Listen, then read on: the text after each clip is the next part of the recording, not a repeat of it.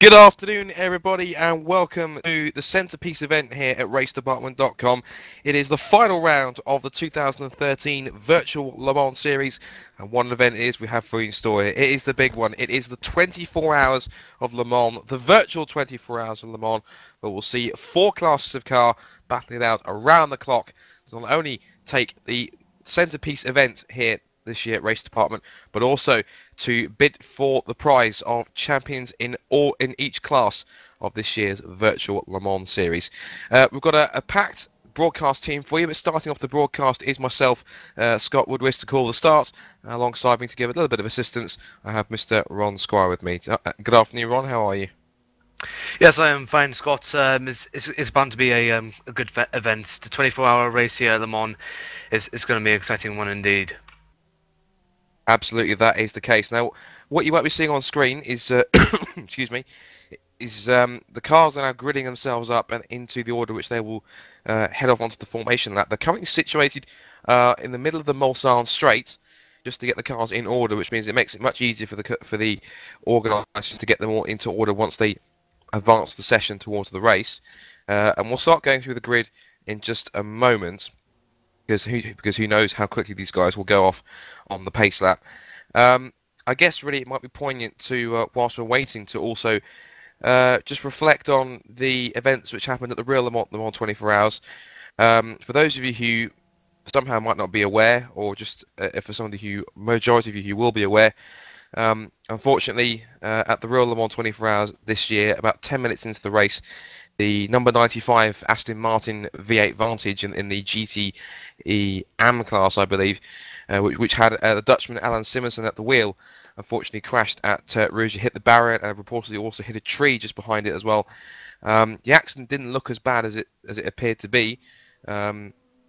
Initially, apparently there were reports that Alan was conscious and he was talking with doctors.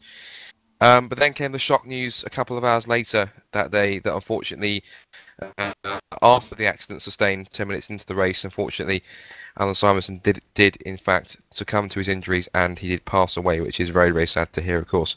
There are one or two cars carrying tributes. Most notably, I can see one of the GT1 Aston Martin, that's the number 304 Monster Energy Endurance Aston Martin DBR9. That's currently got Johan Sarzinski at the wheel of it, and they are carrying a Danish flag on the roof in tribute to Alan Simonsen. And I think personally it might be quite poignant to take a moment's silence to reflect on the tragic events. And for myself, Scott, and of course I'm sure Ron will add his as well, and from everyone at RaceDepartment.com, we'd like to add our sincere thoughts and condolences to Alan's friends, family, and all his former colleagues at Aston Martin Racing. So I think it's for a point that we take a moment now just to reflect and in tribute to Alan Simonsen.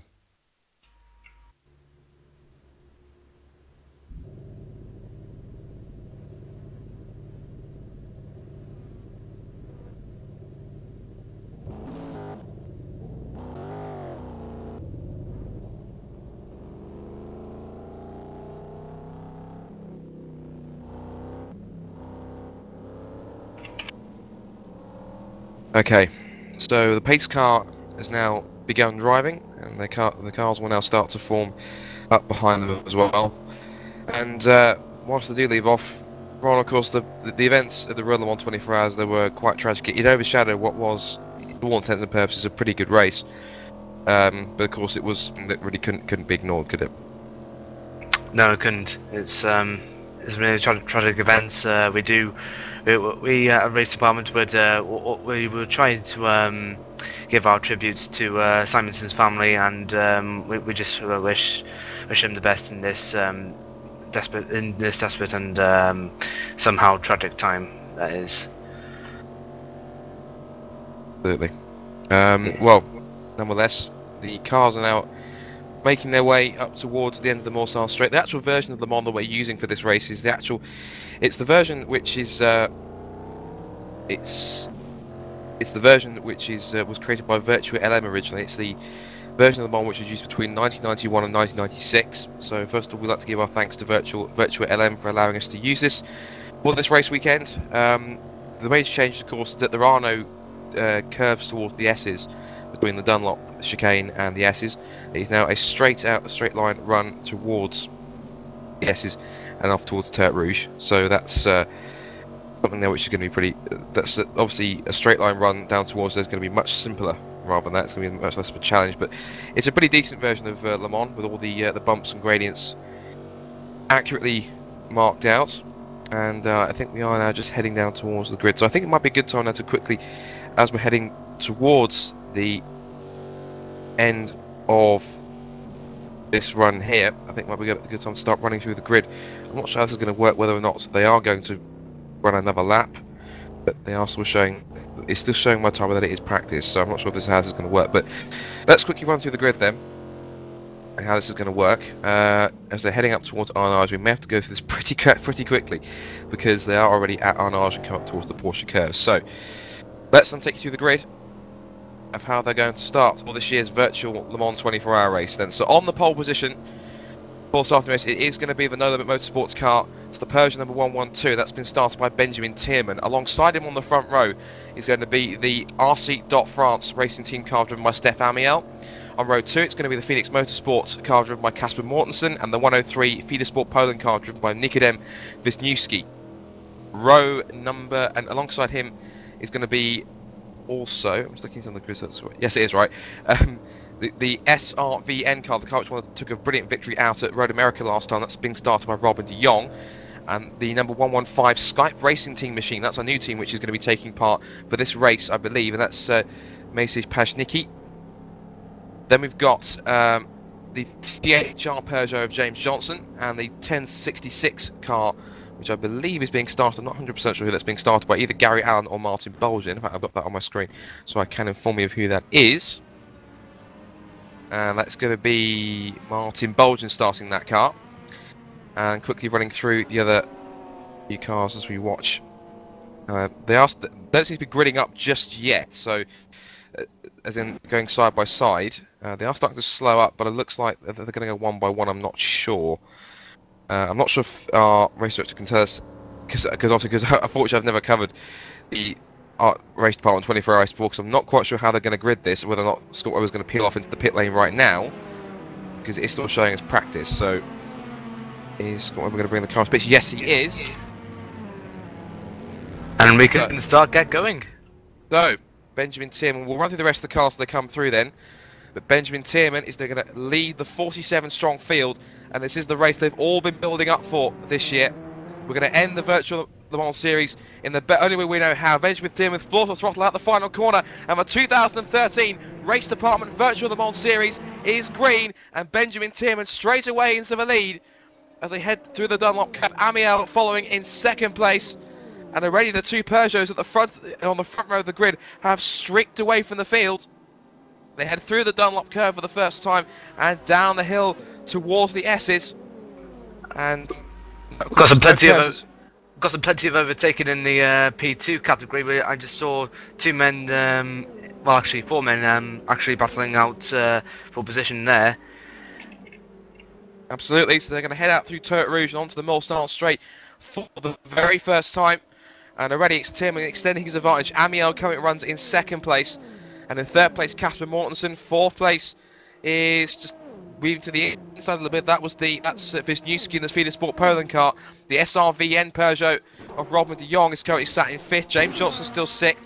Then Pajnicki, Martin Bolgen, Smulcheski in the P1 car. Then it's Diogo Silva. Sorry to interrupt, Pajnicki has been passed. The Pajnicki then has been overtaken. And that was a pass. The past him goes James Johnson. That's now for sixth place he's now moved up into. Looking back in the field at the P2 class, the P2 leader at that point is the man who took pole of that class. It is Lars Brugman in the number 201 Daredevils Racing Team car. Top of the GT1 class right now at the start of the race is the No Limit Motorsports number 305 of Michael Muller. And the GT2 class cars, they're being led up at the moment by the Black Road Racing car of Thibaut Vernice, and the number 401 Black Road Racing car then. Right, leaders then as they head down towards Mulsanne corner for the first time, and Tim is pulling out a small gap towards Amiel. He's now got Kasper Mortensen right on his rear bumper, rear wing as they head through, and Robert de Jong is quite close to Wisniewski. as they head up through. De Jong and Johnson pretty close, and already Smolczewski's under pressure from Diogo Silva. And the rest of the P1 cars just making their filtering their way through. These two cars now coming through with Lars Brugman at the head of that pack. And they're all pretty close together. Look at that. That's Nemchak and Hardwick side by side out of Mulsanne corner. And they're now going to head down towards... This is effectively the fastest pass of the course. The GT1 car's coming through. That's the Camilla Corvette that leads them. Pretty Aston and Corvette dominated class with a Celine and a Lamborghini thrown in for good measure. And then the P2 GT2 cars will come through in just a moment at Mulsanne corner. Here they come, and it's actually Wolfgang van der Brink who's taking the lead now. So Wolfgang van der Brink in the Sim Race for Holland car manages to get there. We've got a couple of cars running wide. That was Van Schaik and De Vrien, who've both gone wide at Mulsanne corner, but they carried on regardless. And I believe the 47 Strongfield has managed to make it through pretty much unscathed so far. So Benjamin Tierman currently leads it. And a pretty clean start so far, on no incidents, but of course these guys know it's an endurance race and not a sprint.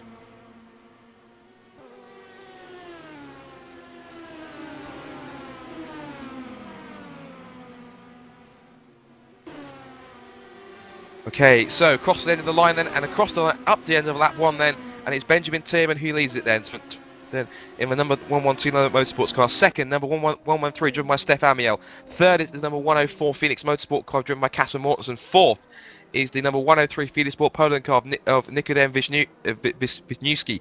Fifth is the number 107 SRVN car Robert Young. Sixth, number 109 James Johnson.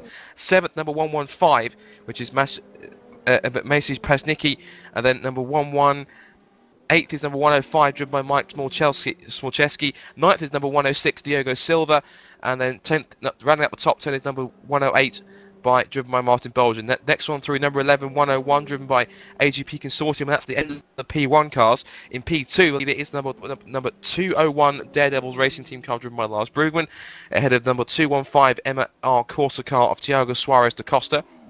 And then in third place in P2, it's number 207 ME Racing Magnus Dahlgren car. The PHR LMP2 car, which they're running in this race as well as LMP1, that was started by Tommy Ayala. I was under the information that it's going to be started by Robert Wiesenmuller, but Tommy Ayala has elected to taking over that car for the first stint. But that car is in fourth place at the moment. Had a change between the Hell Racing Team Hungary and the LDD Endurance Team cars. That was for over 8th place. So ahead of them, in fact, they're still dicing it out between the two of them. That could be a good battle to watch. That's the battle for 8th and 9th on track at the moment. The Hell Racing Team Hungary car and the LDD Endurance Racing Team car over 8th place in the P2 class. So we'll keep an eye on that one. But it's still a Peugeot 1, 2, 3, 4. Practically, the P1 class is dominated by Peugeots, with a couple of Audis thrown in for good measure. So we'll keep an eye on that one. The battle in P2 as they head through Mulsanne corner for the second time. Still Tierman leading from Amiel. Kasper Mortensen keeping them in check in third place. Small gap to Wisniewski, with now got De Jong and Johnson right on their tail. And they head down towards... This is the fastest part of the course now, with the Mulsanne chicanes put in to slow the cars down. And then towards Indianapolis. A very fast right-hander on the lead up to Indianapolis. A slightly banked corner, which is of course why they call it Indianapolis. Slight twitch from Tierman as he gets the traction down in that diesel 908, so the torque kicks in through Arnage. And then heading back out towards the Porsche curves, and they'll make their way back towards the pits for the end of the second lap then. So not too many position changes. They're all starting to get themselves into a rhythm here, and it's very key that these guys understand that, as we said, it's not a marathon race. It is a marathon, not a sprint. So these guys are really going to have to be very, very careful of how they run through this. Now, already looking at the lap times, the GT2 cars, they are of course, they're considerably slower. Looking at the P2 times, the fastest time on that first lap was a 3:19.724. Of course, we'll get some proper lap times as they come through this time around, and they're starting to come through the Porsche chicanes right now. And Tierman's got Amiel much closer this time than he was last time as they head through onto the straight for the second time. Yes, Amiel's really closed up on him, hasn't he?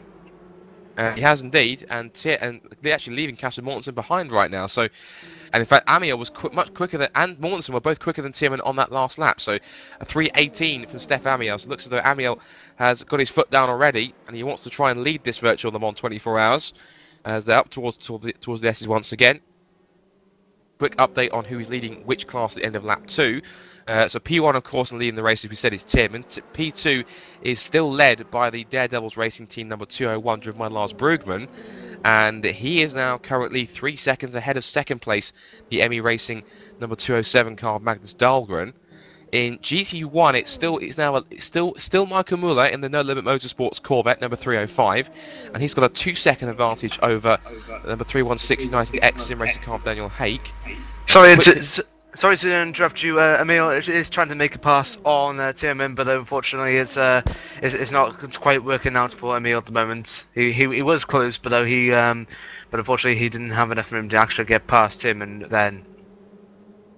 Yeah, they're definitely correct. He did try and approach down towards the first chicane, but unfortunately, again, wasn't close enough, so he will stay in the slipstream as much as he can, down towards the second part of the chicane, which they should be coming under brakes for any moment now. In fact, they aren't.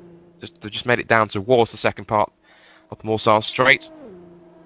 And it really is closing in at the brakes, and as they exit down towards the Mulsanne Kink and then the Mulsanne Corner, and they're both leaving Casper Mortensen behind, so these two definitely setting the outright pace, and they're the two hares, and the rest of the P1 class appears to be the tortoises at the moment. But of course, you know, the old saying goes is that the out of the hare and tortoise, slow and steady wins the race. But with the race of endurance racing these days, they run it like it is in effect a sprint race, and these two really are going at it after we've only just started the 24 hours. So this could be pretty interesting. Just very quickly, whilst you watch this battle for the lead, the leading GT2 car at the moment is the number 409 Sim Racer for Holland car. We saw that car took the lead on the first lap, and already it has a 3-second advantage over the pole position setting car, the Black Road Racing car, number 401, driven by Thibaut Vernice. Looking back down the field, of course, thankfully to say we've got no retirements yet. Of course, that's not jinxing anything. One car that it's only just come through is the number 406 RY Motorsports car of Roy Magnus, and that car said a 4 minutes 11th. So whether or not that's had a spin somewhere, or it's had a problem around its lap at some point, remains to be seen, because that's quite a way down the field, and it's actually around a minute. It's a lap time that's just almost a minute slower than these guys at the front who are setting the outright pace, Tierman and Amiel. So Amiel looks as though he wants to lead this race, but Tierman, I think he's just content on just trying to control the pace at the front, and make sure that he has the advantage at the moment, Ron. Yeah. And Emil is actually much more closer to Tierman this time, and he might actually get a pass on him on the final chicanes, but he's not going to have enough room nor the pace to have at him at the moment, and he might try again after the start and finish line now. Tierman still leading from Emil, with Mortensen in the background, is actually just going away from the chasing for the lead there.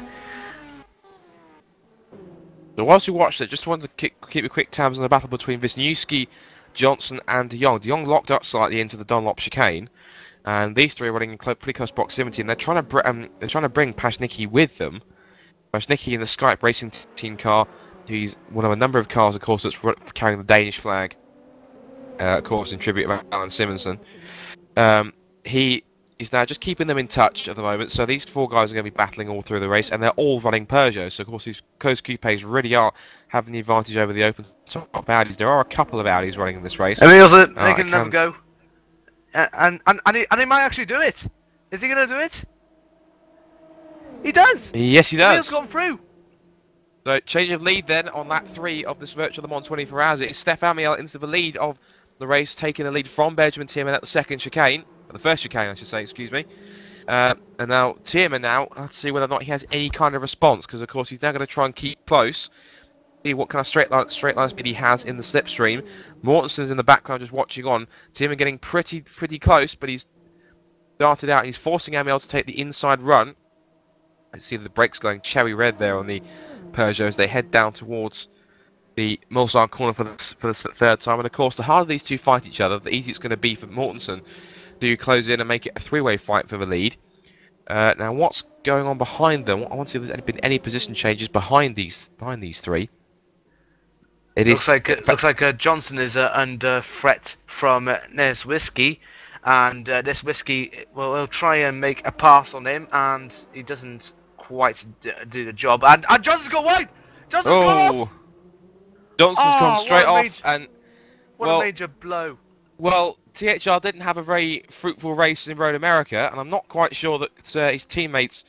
I believe. Have to correct me probably if I'm wrong in the chat, but I believe his teammates again are going to be. Well, it can't be Toby Davis because Toby Davis is currently at Snetterton, who's competing at the MSA British Supercar Grand Prix. But I know, in fact, Chris Butcher's one of them.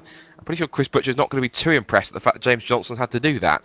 He did actually take the lead, take fourth place, so to say, excuse me, from Wisniewski briefly before that. But of course, all his hard work's now been undone because now he's got to try and chase after all three of those cars because, of course, Wisniewski and De Jong and Pashnicki have all got through. And it's amazing just how quickly these guys have all pulled away from the rest of the P1 category because I'm looking at the gaps now. And the THR car, of course, is now down to 7th. The ORM new car, which is number 106, being driven by Diogo Silva, that's some 6.5 seconds back already from the THR Peugeot itself. So these first 7 cars or so really are setting the outright pace, which is incredible to see that. Last time around the lap times, actually, it was Mortensen again was the fastest out of the 3 lead cars, in the lead pack, I should say. A 3:19.224 compared to a 3:19.3 for the leading now new leader, Steph Amiel, and a 3:19.6 for Benjamin Tierman. So it seems to me though that the Tierman No Limit Motorsports Peugeot seems to have its race pace isn't quite as strong as its single lap pace, but of course it is still a very, very long race to go.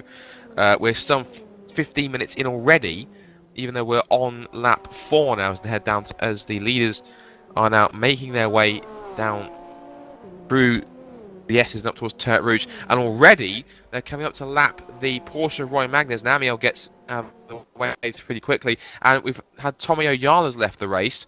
So whether or not that's a disconnection or a retirement for THR already, and their fortunes in this series really haven't really been kind to them because they had a torrid time at Road America, and of course now they're suffering. But there could be a change for the fact Tierman. He's now going to challenge again for the lead down towards first chicane up the inside. That's a carbon and Amiel's pass. Oh dear, he doesn't actually go in for it, and Tierman might actually go on him again. Is he going to do it this time? Tierman tries to have a look on the outside as Emil's been forced onto the inside, and he might actually try and do it on the straight. Is he going to do it?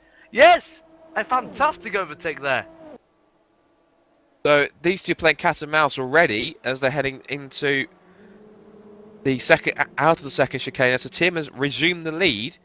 His first attempt was unsuccessful down towards the first chicane because, of course, Amiel held the position around the outside, and Amiel's now got the run again down towards Mulsanne corner. Over the crest they go. Of course, in real life, that crest has been flattened out because, of course, of the Mercedes flying trips they had before, and Tierman has now retained and held onto it through the Mulsanne corner. But I don't think it's close. I don't think he's gonna hold it because Emil's actually side by side of him, and they go down the corner, and there's Emil hand on to the lead. Oh no! Amiel's got his side by side. Amiel's got his nose in front, and Tim is holding him well, and these two running side by side at some 200 miles an hour. Amiel has got through for the moment, so these two are already treating it like it's a sprint race, as we said, when really they should be taking it a little bit easier. And of course, this is going to bring Casper Mortensen back into play, who has been lapping a couple of tenths quicker than these guys for the past couple of laps. So Mortensen is in fact bringing himself into this fight. So it is now effectively a three-way duel as Amiel gets the power down. Yeah, bit of oversteer there. So these guys, you can plainly see how hard these guys are pushing. They're really coming up to a couple more of the GT field, more the tail of the GT field, and Amiel flashes the headlights to warn the slower drivers of traffic, and Reed gets out of the way cleanly. A little bit of lag on my screen, so of course that should correct itself in a moment. Amiel has he's lagged. Everyone seems to have lagged on my screen, so that should now correct itself hopefully in a moment. Whether or not I get connected for whatever reason, or moments. Let's have a look. More cars are through. But the connection's lost. Now, whether or not this is something which has happened for everyone, if that is the case, then we have had a effectively, if you want to call it a red flag, 4 laps in because of the server. rather unfortunate if that's the case. These guys did do a test race about a week or so, week and a half ago, just to try and make sure that all the cars, the make sure that we didn't have any problems like this. But unfortunately, it does appear that we have had a server disconnection. So effectively, we can treat that as a red flag. So in some ways, if you want to call that, if you want to use the racing term, that effectively means we have to do a restart. A couple of people in the chat are saying it could be a country problem. Well, because the fact is that we have got drivers from all over Europe, and some drivers taking flights to be part from outside Europe that has done that. So apparently, as we said, the whole server has unfortunately crashed here on lap 4. Safety car is out, says Batman, but that's quite fun. But for the moment, at least, it was a pretty good battle between the servers crashed on the server side. So that basically means that I'm not 100% on this one, so we'll have to keep our eyes peeled as to what's going to be happening soon. And of course, they'll try and get the server back up as quickly as they can. And with a race as this, and of course with a huge, large enough field as we have, 47 odd cars, there was always the risk of this happening. I would have thought, and not that something that was definitely going to happen, but of course we've got drivers from a lot of different nationalities, a lot of different teams, a lot of different type of connection. Then it's possibly going to cause one or two problems. But obviously these guys have run races all through the year. And of course, they've had too many problems. So I wouldn't thought it's coincidence. I thought it's just purely coincidence that it happens on the final race of the year and the biggest race of the season as well. Yeah, I mean it's an absolute disaster for some of the drivers. They worked really hard for this event and for the server to crash and have a red flag just about a couple of laps in is just it's just really not on for some drivers, isn't it? And what was unfortunate is that we had a really great battle for the lead developing. We had between Amiel and Tim, and with Casper Mortensen getting himself involved as well. There was a great scrap for fourth going on too, between De Jong and Pashnicki and Wisniewski as well. And James Johnson was part of that, but unfortunately put the car into the gravel momentarily up at Mulsanne corner, trying to defend what was then fourth position. So that was right. So that was a shame, and of course, it was a great start in other classes as well. That this might be a redemption chance for HR, because of course they've had a pretty rough start with their P2 Accurate, which is started by Tommy Oyala, disconnecting, and of course then we had the mistake we said by Johnson, which was we just mentioned. The P2 class was being led up on my screen. Well, I haven't got anything on my screen because it actually reset itself. So, and the cars are starting to filter back into the server now. We've got 4 cars in there right now. I'll see if I can get him back in there myself as well. Same here. So, of course, the organisers now will have to see exactly how they're going to do this. Whether or not they're going to, I'm presuming they're going to have to grid this race based on the qualifying results again, rather than the actual how the cars were when the red flag occurred or when the server crash occurred, because I can't imagine that they'd be able to have a log of exactly who was where when this problem struck and the server in fact did indeed crash. So I'm presuming they're going to have to grid these cars again by how they started on the grid. I think we've got one bits of information coming through. Hit on my screen once it loads up. It says that the server is back up and drivers are going back in, as Scott mentions. So we'll be back on the server shortly. We will indeed.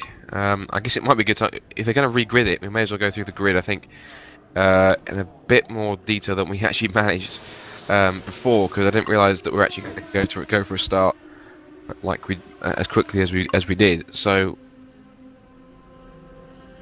make my way back into the server. In fact, the grid of course was up when they were forming it up, so bit of a fail. But nonetheless, for those of you guys who are watching in the chat, hello to everybody there. Hopefully you enjoyed. It was an entertaining 15 minutes before we had that unfortunate incident.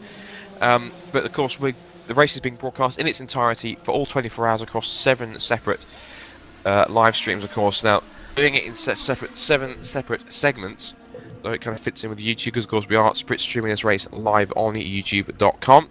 So it's all the guys who are watching in the Race Department chat, and of course all those guys watching on YouTube with us in the chat. Hello to you guys. If you guys have any questions or anything you want us to try and discuss, obviously we can talk about anything, of course, within reason. That's not a problem. Of course, we'll be trying to get as many teams and drivers over the course of the 24 hours into the commentary box here to have a chat with how the race is going and to give us possibly a bit of a hand with commentary. We've got, as we said, quite a large commentary team available across the 24 hours. Of course, along with myself and Ron, we've also got the likes of Rocco Beals back again, of course, with Javier Di Carvalho. Ryan Magnus is going to be here too as well. We're also going to have David Carter as well. We're also going to be having, as well, if I remember, may also be having... I don't know who we've got on this commentary team, because there's so many people. Possibly, I'm not sure James Kirk's going to be here, but we definitely have got quite a few bases covered in terms of who's going to be here and who's going to be keeping you informed. There is going to be a period throughout the night, throughout the early hours of the morning and into Sunday morning and through into the afternoon. Sunday morning, where there is going to be no commentary. I might see if I can jump in myself, because I'm working personally tonight, and I probably won't get back till about 5:30, if not later than that. So I will try and cover the void, possibly between the hours of maybe 6:30 and 8:30, just to make sure you guys have some commentary of some sort.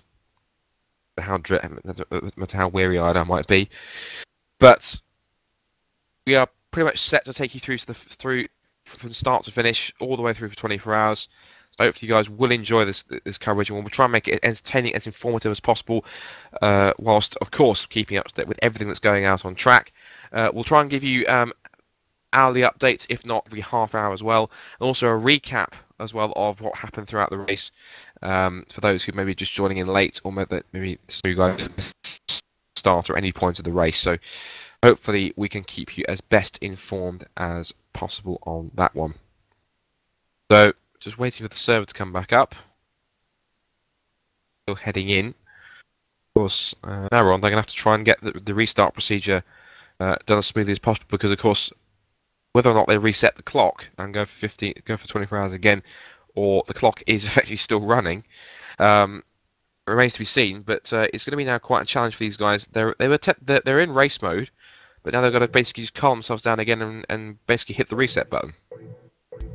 Yeah, it's going to be a little bit difficult for them to try and adapt if it's going to be back at 24 hours or just gone to 23-hour race rather than 24 hours. It's going to be a little bit difficult for them, and but there are sometimes, as you said, it is a chance for them to revive. As you previously mentioned, THR needs to revive themselves after a terrible first start, and just hoping for a good restart for them. Absolutely. The race, and what we're going to do is actually on the server, they will be restarting race positions, and not from how they qualified. It will be from where the cars were when the, I suppose we can call it a red flag, occurred, and it will be a normal restart procedure. So that means then it is going to be, from what I believe, it is going to be Steph Amiel that will lead the cars away at the head of the field. He will head that away from race car. Yeah, sorry.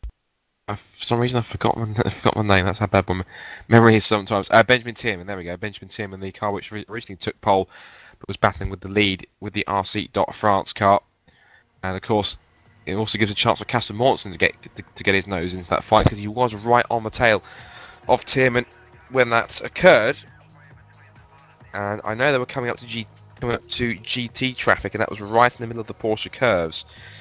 So they were just in the middle of lapping the tail end of the field when we had the unfortunate incident occur. That means that Scott Webber, the safety car driver, who's been designated for this weekend's virtual 24 Hours of Le Mans, make another appearance. Pretty sure that that was probably one and only time we were expecting to see him. But of course, Scott Webber is now going to be called on once again to lead these cars around. There's been a quick question in the chat. I can see Ben Warren's asking about teammate Oscar Hardwick, because Oscar Hardwick now has to leave for personal commitments, which means that now they're debating whether or not there is going to be available to do a driver change, which means that doesn't mean that Ben Warren will step into that. I know that those two drivers are also sharing that car with Teemu Toika. Same three drivers that have been contesting in that car, I believe, pretty much all season, if not at least at Road America. And those guys did try and push on, but apparently they had some poor fortunes. And I think they retired from the race. That was an unfortunate set of circumstances for them. But of course now the dilemma is whether or not they're able to change drivers. I'm pretty sure that they possibly might be. They're restarting the weekend now to get these guys gridded up back into how they were when the crash occurred. Just quickly to repeat again, the cars will be starting once again in the order that they were in the race when the server crash occurred, not in the order in which they qualified. They will not be back in grid order once again. So we wait in anticipation for these guys to get themselves back up on the grid. But I mean, for the most part, I mean, obviously I haven't been here for all the races, but I'd like to think, Ron, this has been a pretty good season for the Race Department Le Mans series. Of course, it might be possibly the last one that we run on R Factor 1, because of course, you know, there is the imminent arrival of R Factor 2, of course, coming along. So who knows? This could possibly be the swan song for R Factor 1 with the Race Department Le Mans series. Not guaranteed, of course, but there is every chance that this is the last time we'll have a race on this particular sim. Yeah, it is saddening for some people using R Factor 1 for the last time. I mean, I just recently discovered R Factor 1, and basically I'm just sad for it to go, really. But those, as people would say, life goes on, and we will just have to take it on the chin, as some people will say, and just get on with it. Absolutely. Also, for any of you guys who are, of course, fans of Formula Sim racing, you have some good news. There is a race that's taking place this weekend, and there is, in fact, the World Trophy event. That's the race which was going to be taking place due to last week, but there's pushed forward this week because of the real-life German Grand Prix, so it doesn't clash with anyone that may wanted to have watched the real German Grand Prix and may have missed the World Trophy race. So they've reorganised it so it's going to be this weekend. You guys can tune into that one. It's the next instalment of the Formula Sim Racing World Trophy. So be sure to tune into that if you can at some point, because that's going to be a pretty great race. I'm pretty sure Franz Schneider is going to be going once again for third victory in a row after wins in Canada and then at Silverstone. He'll be gunning for another race victory, as we said. And of course, Formula Sim Racing now currently on a month-long break. Of course, they're on their summer break right now. And of course, they'll reappear at the Hungaroring, and that's going to be on one of the first, or possibly the second weekend in August. That'll be on August the 10th and 11th, I believe. Yes, August 10th and 11th, back at the Hungaroring in Budapest, in Hungary. And of course, we'll see whether or not Bonner Huis can take another victory after a pretty, well, he said it himself, an easy victory for him. He was reading in the post-race press conference, and he was talking about how that race was so particularly easy for him. He didn't have any challenge, and to be fair, he has got a point because he won by almost 30 seconds. From a very delighted Gergo Baldi, who I think took a very well-deserving second place. He put another fantastic drive, like he did at Silverstone, where he seemed to be able to get them 100% performance and life out of those tyres. So he ran a hell of a lot longer than any other guys did on the first stint. I think he managed to do one stop less. If not, he stopped very late on for soft tyres, and he managed to make that strategy work very, very well. So second place for him, not only on time management, but on outright pace as well. A very well-deserved victory for him. And third went to Ivan Calames after a very odd pit stop, a glitch or misdemeanor, where he came into the pits, and unfortunately, the virtual pit crew did not fit any new tyres. So he had to come back in, fit another set of tyres, and managed to fight his way back through to secure a third place on the podium, which was there. There was no Morgan Morand at that weekend, no Jane Simitic or Philip Pushka either. What about Martin Gosby? Martin Gosby, no Martin Gosby either. Of course, the reason why he didn't attend was the whole situation at Silverstone, which I know, looking back at the comments on the highlights, not many people were particularly happy about.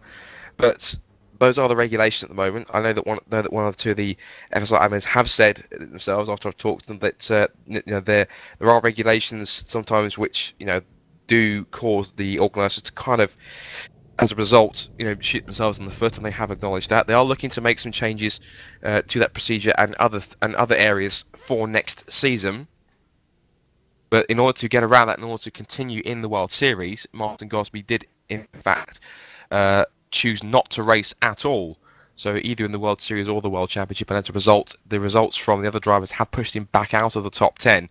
That means he can now resume his World Series campaign in order to try and become champion in the main Precision Motorsports team in that event.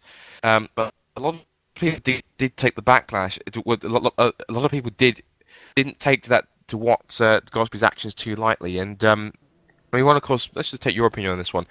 Of course, a lot of people called, whilst they're waiting for the cars to grid themselves back up, a lot of people called for Martin Gosby should have just won that race and forgotten about World Series and continued on in the World Championship. He is quick enough to run with the likes of Bono, Huis and Morgan Morand. We've seen it. He at times, especially back at Silverstone, he was able to lap quicker and catch Bono Huis through the traffic. So, I mean, what do you think? Do you think that Martin was right to drop back and maintain his World Series status, or do you think he should have gone for that World Championship victory and just thrown caution to the wind like that? Well, if he really wants to race in the World Series, then yeah, he should have gone back because he would just he would just sabotage his whole championship like that, and that therefore causing Rob van Starkenburg to take the lead in the World Series. But I think Marta did do the right thing. He had taken two pit stops. One of them was a drive-through penalty imposed by himself, to make sure to drop back down the field. He's been overtaken by both Calames and LeBert, and Keith Lee on the last lap. But he has done the right thing, and simply. I'm not trying to blame anyone, but I think if LeBert hadn't had a problem, then I'm not trying to blame. But if LeBert didn't have a problem, then Gosby could have maintained both his series and championship status. Well, the simple fact of the matter is, of course, LeBert was disqualified from that race due to a technical infringement. Apparently, it was an improper, or I think to use the term I suppose you can say unauthorized version of R factor, or not a version of R factor which fell in line with what was allowed. Now, we're not suggesting at all that he used an illegal version of R factor, one that had any kind of any kind of enhancement to that at all, because I don't believe Simon to be that kind of person at all. If I'm being perfectly honest, I don't. But I think that he's a genuinely quick driver. He proved that when he put the car on the front row of the Nürburgring in qualifying. In fact, his race in the Nürburgring was the race where he was his downfall, because he had a very unlucky time getting stuck behind traffic and other cars for position pretty much all race. And then he had an incident with Jan Kostadinov, which unfortunately took away any chance of scoring at least any points that afternoon. But LeBert has got pace. He's rejoined FSI again after 3 years. His last race before he rejoined back at Silverstone was back in 2010, and that is going to be something that's going to be intriguing, because it has kind of given Twister Racing a new lease of life, of course, because they started the season with both Frederick Nielsen and Rasmus Tarley. Rasmus has had a pretty tough season so far. He hasn't really. The thing with Twister is that before, their cars were always usually off the pace in qualifying, because they never really managed to regularly get their cars into the top 10 for the first couple of races.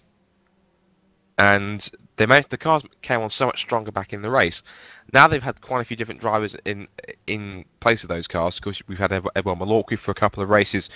We've had Peter Burlack for no, not Peter Burlack, sorry, he's in the World Series. Attic Kirchhoff came back for Silverstone, and that comeback only lasted 23 laps before he retired. And now we've got Samuel Lebert back as well. So it seems to be that drivers like Rasmus Tarley, who he himself is a very quick driver. I think he's just been very unlucky with his performances this season. I think he's still trying to adapt life as a Twister Racing driver, because he was back in 2010. He was challenging for the championship. At some point, he was leading the title charge before it eventually went to Bonneville for his first of 3 consecutive championships. And of course, he's now on course for a 4th, as we now have passed the halfway point in the World Championship. Yeah, I mean, at the beginning of the season, it seemed to be another championship between Huis and Morand, but due to consecutive retirements for Morand, Callum Mays and Callum Mays seemed to have caught up to his precision teammates, and he's taken the lead after Silverstone, lost the lead after the Nürburgring. So yes, it is actually going to be a fantastic battle between those men in a position. Absolutely. I see David Junts just put in the chat, RDLMS must have been a boring season if Scott has so much time to talk about FSR. Well, in all fairness, I haven't watched all the RDLMS races, so I'm not 100% sure. I don't want to say if it was boring or not, because that'd be quite improper of me to do that. But and besides, Yeah. While we're still on the subject, yes, it's unfortunate. Dutch, I apologise for that. Yeah, it's alright. While we're still on the subject of FSR, let's talk about some of the new drivers in the field at the back. Let's talk about Zsolt Nagy. He had a good season to start off with, but sometimes he has a little bit faded, hasn't he? Well, he's not been around too much for the past couple of races. He had a decent drive, from what I remember, back at last drive. He had a pretty decent enough race at Monaco. Just quickly, I want to apologise. Yes, if I originally when I was giving the tribute to Alan Simonson, I did unfortunately call him Dutch rather than Danish. That was the first one that came to my mind. I know it both beginning with D, so I sincerely apologise for any Danes that are watching if I called Alan Simonson Dutch. I sincerely didn't mean that. And yes, it was a fail. I do admit that. But Zsolt Nagy has had a pretty decent season so far. I mean, but I think the guys that really have got the most out of the Brem GP cars so far, especially I think, is definitely Gergo Baldi. Gergo Baldi has a fantastic series. I know that my fellow commentator and also Motorsports World Series driver Nick Rowland has a bit of a soft spot for Gergo Baldi. He considers him to be a brilliant little driver, and I have to admit he's a very talented young Bulgarian. And I think that definitely he's got potential to possibly get himself into a higher up team. Not that Brem GP is a bad team in the slightest, but possibly he's definitely going to be turning heads, and such, and possibly getting himself into possibly a team maybe like Twister or Ghost Speed, maybe in Precision if they pick him up, if they want to take the chance for that one. But we'll have to wait and see. Other drivers that have come through which have been pretty decent. I think Carlos, the Jasco Spain PSR boys haven't been too bad. They've had a couple of unfortunate circumstances where they scored a point, and then because of results and other penalties being, moved around. Unfortunately, it did mean that unfortunately they missed out on having that point taken away from them. Unfortunately, rather than keeping on to it. So I think they've need to up themselves in front. I have heard that there are rumblings in terms of drivers they're going to be taking on for next season.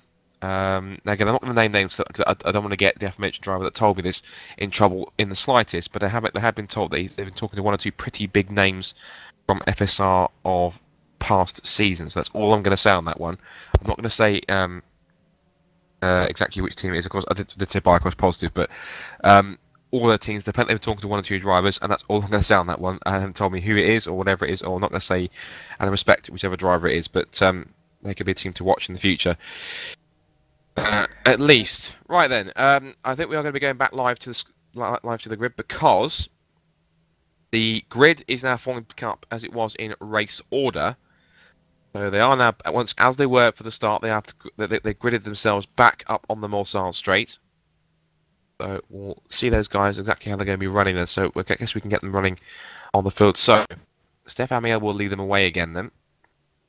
Benjamin Tierman in second. Kasper Mortensen is going to be in third for Phoenix Motorsport. The Fidersport Poland Peugeot of Nikodem Wisniewski is fourth. From Robin de Jong in fifth, the SRVN car, the car that won at Road America last time out. In sixth place in the field and sixth in class, the number 115 Skype Team Racing car of Mesej Pasnicki. And then we've got the number 109 THR car of James Johnson, seventh in P1 and overall after that mistake he made up at Mulsanne Corner.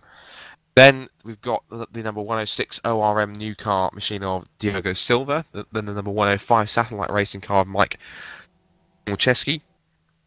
Martin Bolgin in P10 in P1 is going to be in there as well. And then what's interesting is that the number 201 Daredevils Racing Team P2 has got himself ahead of the number 101 AGP Consortium cars. That's pretty good. That's great stuff by Lars Bruggen to get in amongst the tail end of the P1 cars. That shows you just how much pace that car has, especially in the early laps. Looking back through the field once again, but still haven't got the cars running once again, as I see Kasper Mortensen has left the server, so whether or not he's gone off to try and change something or to rejoin back in the field, but we will have that one. We see that Ron has actually timed out, so we'll continue to the grid for the moment as we keep going. So behind the AGP Core Team car, it is in fact the ME Racing number 207 car of Magnus Dahlgren. Behind him is the number 204 Hell Racing Team Hungary car of Gabor Nemchak. Then the number 205 LSD Racing car of Paul Todd. Then the number 215 MR Corsa machine of Thiago Suarez da Costa. The number 202 Simco Hungarian team car. And yep, it's got a message saying when the safety car starts again in its warm-up lap, go back to live. So of course don't think you'll have live pictures of the track at the moment. Of course we'll give you those when the safety car gets going, and they back off for their second formation lap of this virtual Le Mans 24 race. If you are just joining us, this is not the race start, it is a restart, because after 15 minutes we had a mass server disconnection, or the server crashed, so we've effectively treat that as a red flag, if you like. So what they're doing is they're now regridding the cars in the order that they were when the crash occurred, and then they're going to start them off once more on that one. P2 cars looking back for the rest of the grid. Thiago Suarez da Costa in there as well. Then the Simco Hungarian team car of Norbert Serban behind da Costa. Behind Serban is the number 211 UK NL Racing car of Carl Middleton. The number 216 DR Motorsport car is next. That's been driven by Ben Russell.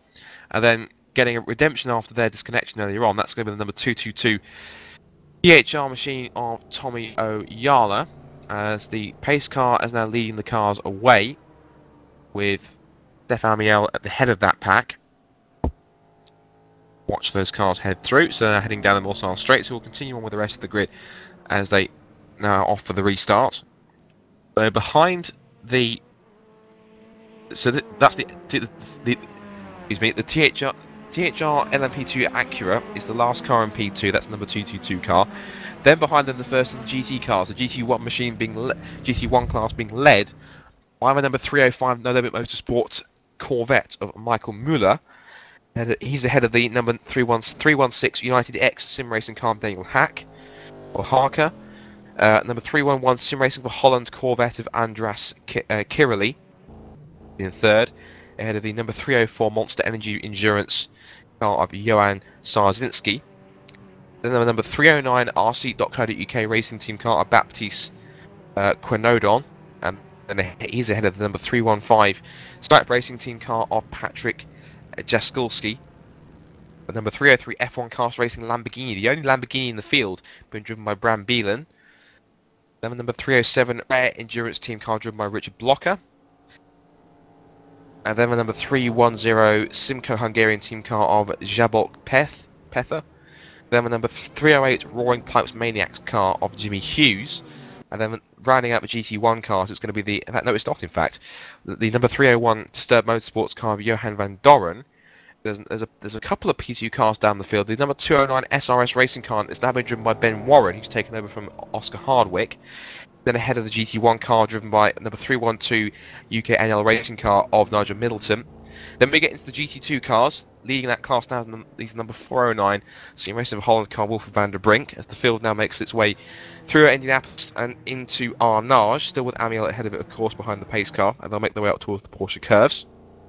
Quick running down the rest of the restart grid is as follows, very, very quickly. So behind Van der Brink, it's the Black Road Racing GT2 car. The car which was originally on pole position in that class is down to second. That's still been driven by Thibaut Vernice.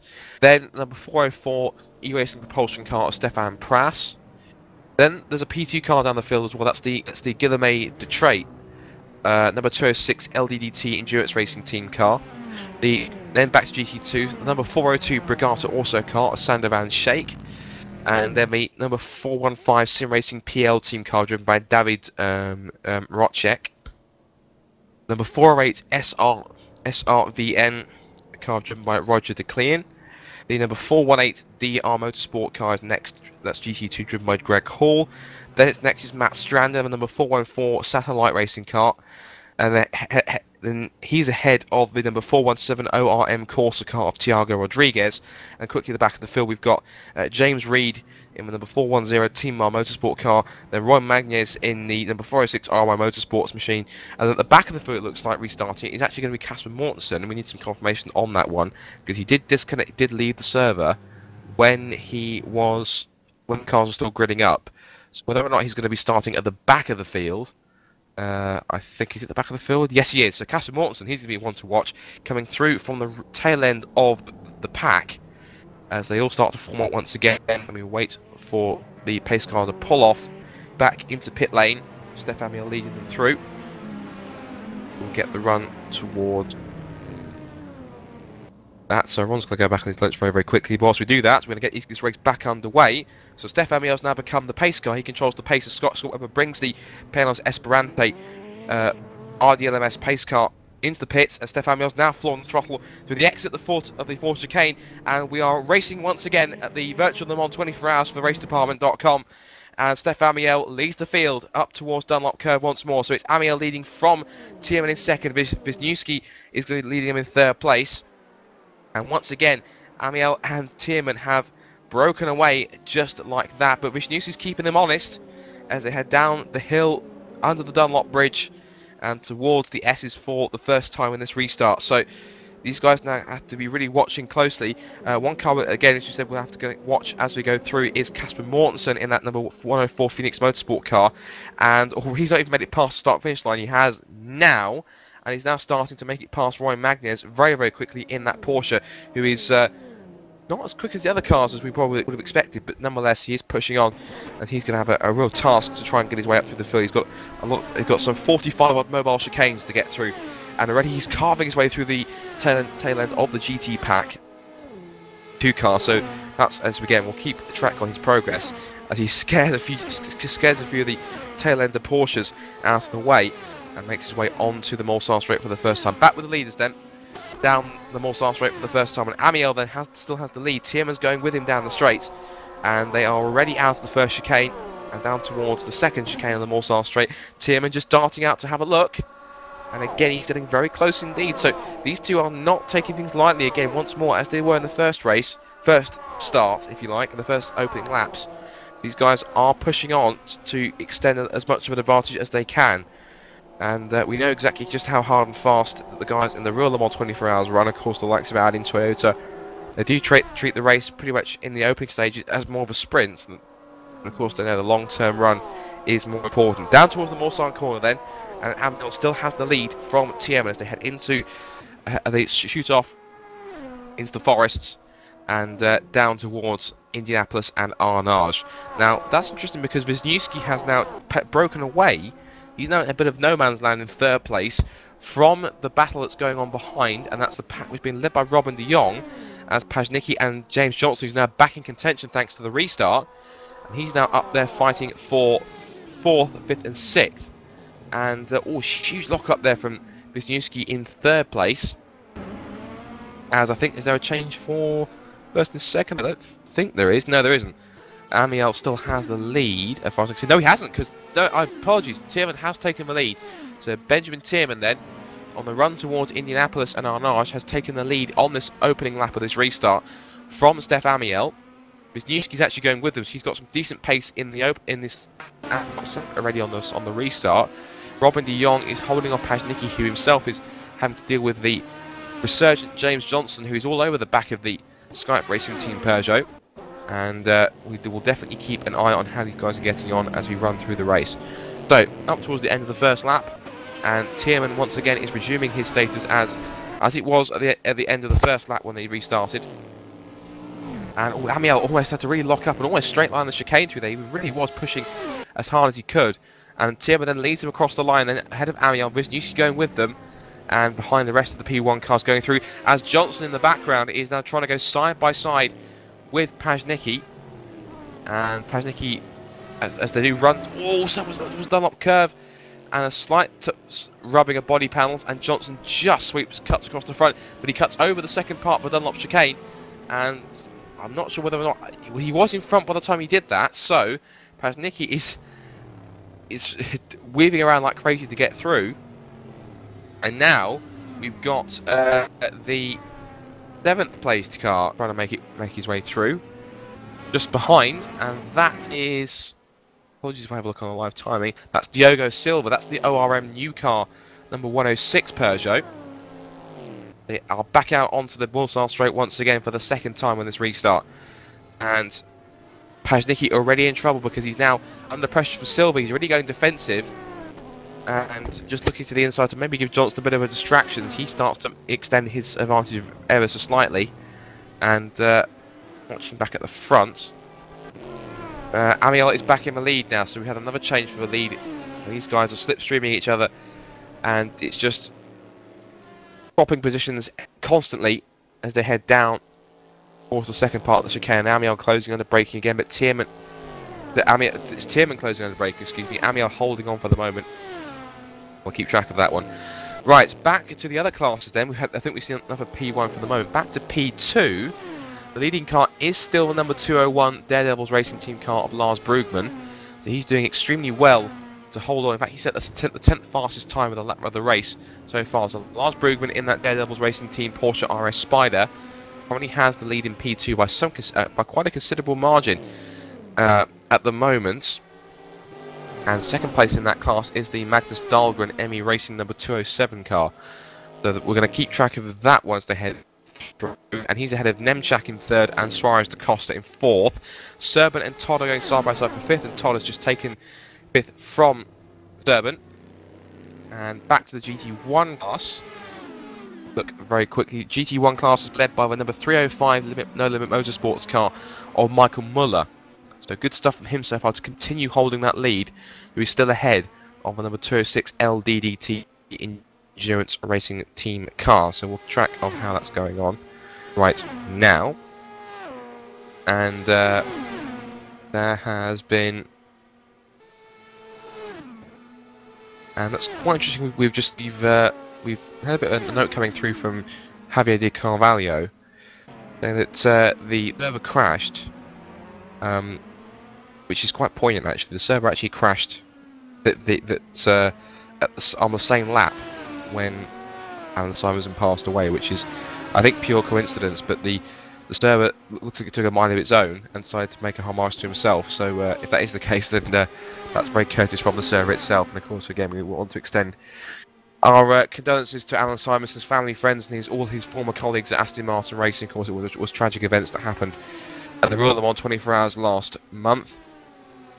Of course, it's very sad that Alan's not with us once more. Of course, there are several cars running tributes to Alan Simonson in the form of Danish flags, not Dutch flags, as I said originally. So that's apologies for any Danish viewers watching or fans that I unfortunately called Alan Simonson Dutch by accident in the beginning. That was totally unintentional. It was the first country that came to mind, because it's both begin with D. First thing that came to mind rather than Danish. So I do apologise on that one. And you can probably see it just on the exit of Turk Rouge. There's a lovely picture there of an Aston Martin with a Danish flag in the background in tribute of Alan. So of course this entire broadcast in its entirety of all 24 hours and the races, all in tribute to Alan, because of course he was a fantastic GT driver, one of the fastest out there, and of course he is going to be sadly missed. And of course all Danish drivers, of course, are going to sadly miss him as well, because he was a wonderful person as well. So it's rather sad that he's not with us anymore. But anyway, of course, whilst there are tragic events, of course we've still got a race to run here, and Amiel now is actually quite interesting, intriguingly enough, setting the pace now, because he's actually pulling away from Tierman at quite a rate now down the Mulsanne Straight. Got a bit of a gap now, and Wisniewski is a little bit further back. Then into the second chicane. Again, Amiel's brakes glowing red, cherry red in fact. And once more, they're coming up towards the tail end of the GT2 cars. But James Reed is now in that GT2 car. He's actually got his headlights on. I'm not quite sure what he's got them on right now, because it's not dark and there's no slower cars around him at all to contend. Well, slower cars to contend with.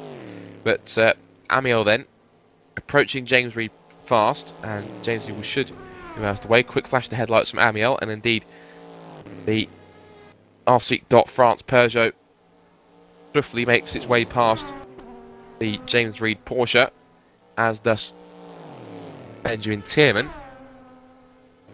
Wisniewski will make his way through the moment as well.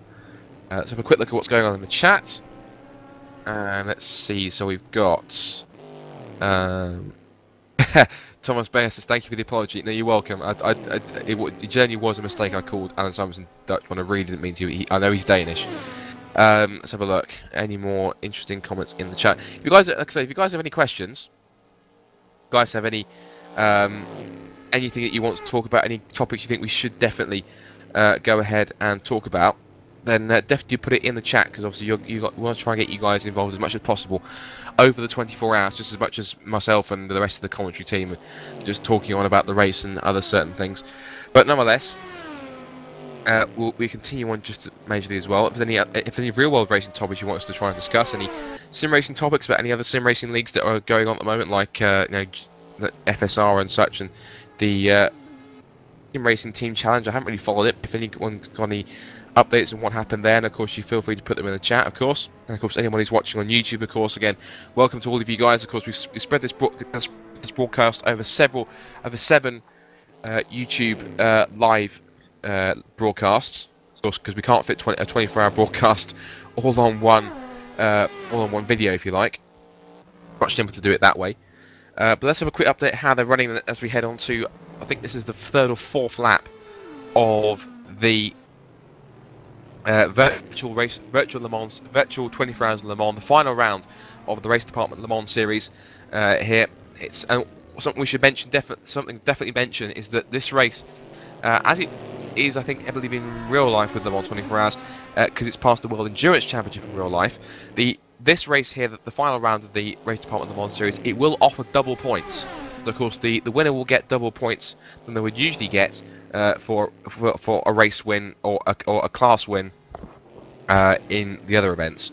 So these guys know exactly what's at stake, because of course we've got championships to decide in all four classes: P1, P2, GT1, and GT2. But of course we've also got the fact that it can be definitely secured for definite. Of course, that this is the last round. But of course, just to really press the advantage home, they can do that by getting themselves a a haul of double the amount of points they normally would. So that could be something that could be quite advantageous. Right, looking back at the sector times for Sector 1 then, so currently the lead is still Steph Amiel, who has a 2-second advantage over the No Limit Motorsport Peugeot of Benjamin Tierman in second place. Third is still the number 103 Fiat Sport Poland car of James Johnson, Nikodem Wisniewski. He's been closed on slightly by the THR car of James Johnson, who had the early mistake in the first start when he ran deep at Mulsanne corner after just about passing Robin de Jong. And in fact, Robin de Jong is still running 5th in P1, but he's not too far behind. In fact, he has got just he is still 5th. In fact, he's half a second behind James Johnson at the moment, so I think we should keep an eye on that one as to how that one's going to play out. So that's the battle for 5th place. That's the closest battle in the league category, I believe, on track. So keep an eye on that one. Hopefully we've got that on the screens for you right now. If our RDTV is pretty loud and clear, which hopefully they should be.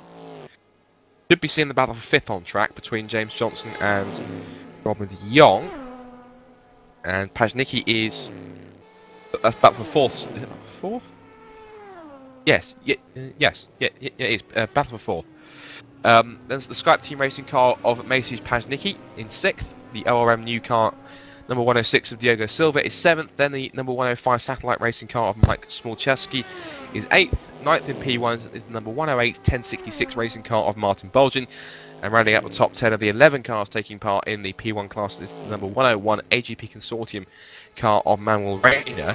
What's quite impressive also is that the Phoenix Motorsport car Casper Mortensen, from starting from the back of the field, which was back in 46th place, has already made it up to 12th overall. And that, I think you will agree, all the guys in the chat, is quite an astonishing feat that he's done that in some, I think that's 6 laps. 6 laps, and he's made it up to 12th already. 12th over, no, he's made it up to 13th. So all the positions are a little bit mixed. Sorry, no, he's 11th overall and 10th in P1. So he's now doing incredibly well to get himself up there into the top 10 of the P1 car. So very well done for Casper Mortensen for getting that up there, doing Denmark proud at the moment in that P1 Peugeot. Leading P2 still is the number 201 Daredevils Racing Team car of Lars Brugman, ahead of the number 207 ME Racing car. In fact, that's quite intriguing, the fact that now the ME Racing car has kind of got back past Casper Mortensen. Casper has, I think, just dropped a place, which I think is quite interesting. But he's dropping back pretty quickly, so whether or not Casper's had a mistake somewhere. Here then. Oh, he's in the pits. That's the reason why he's dropping back.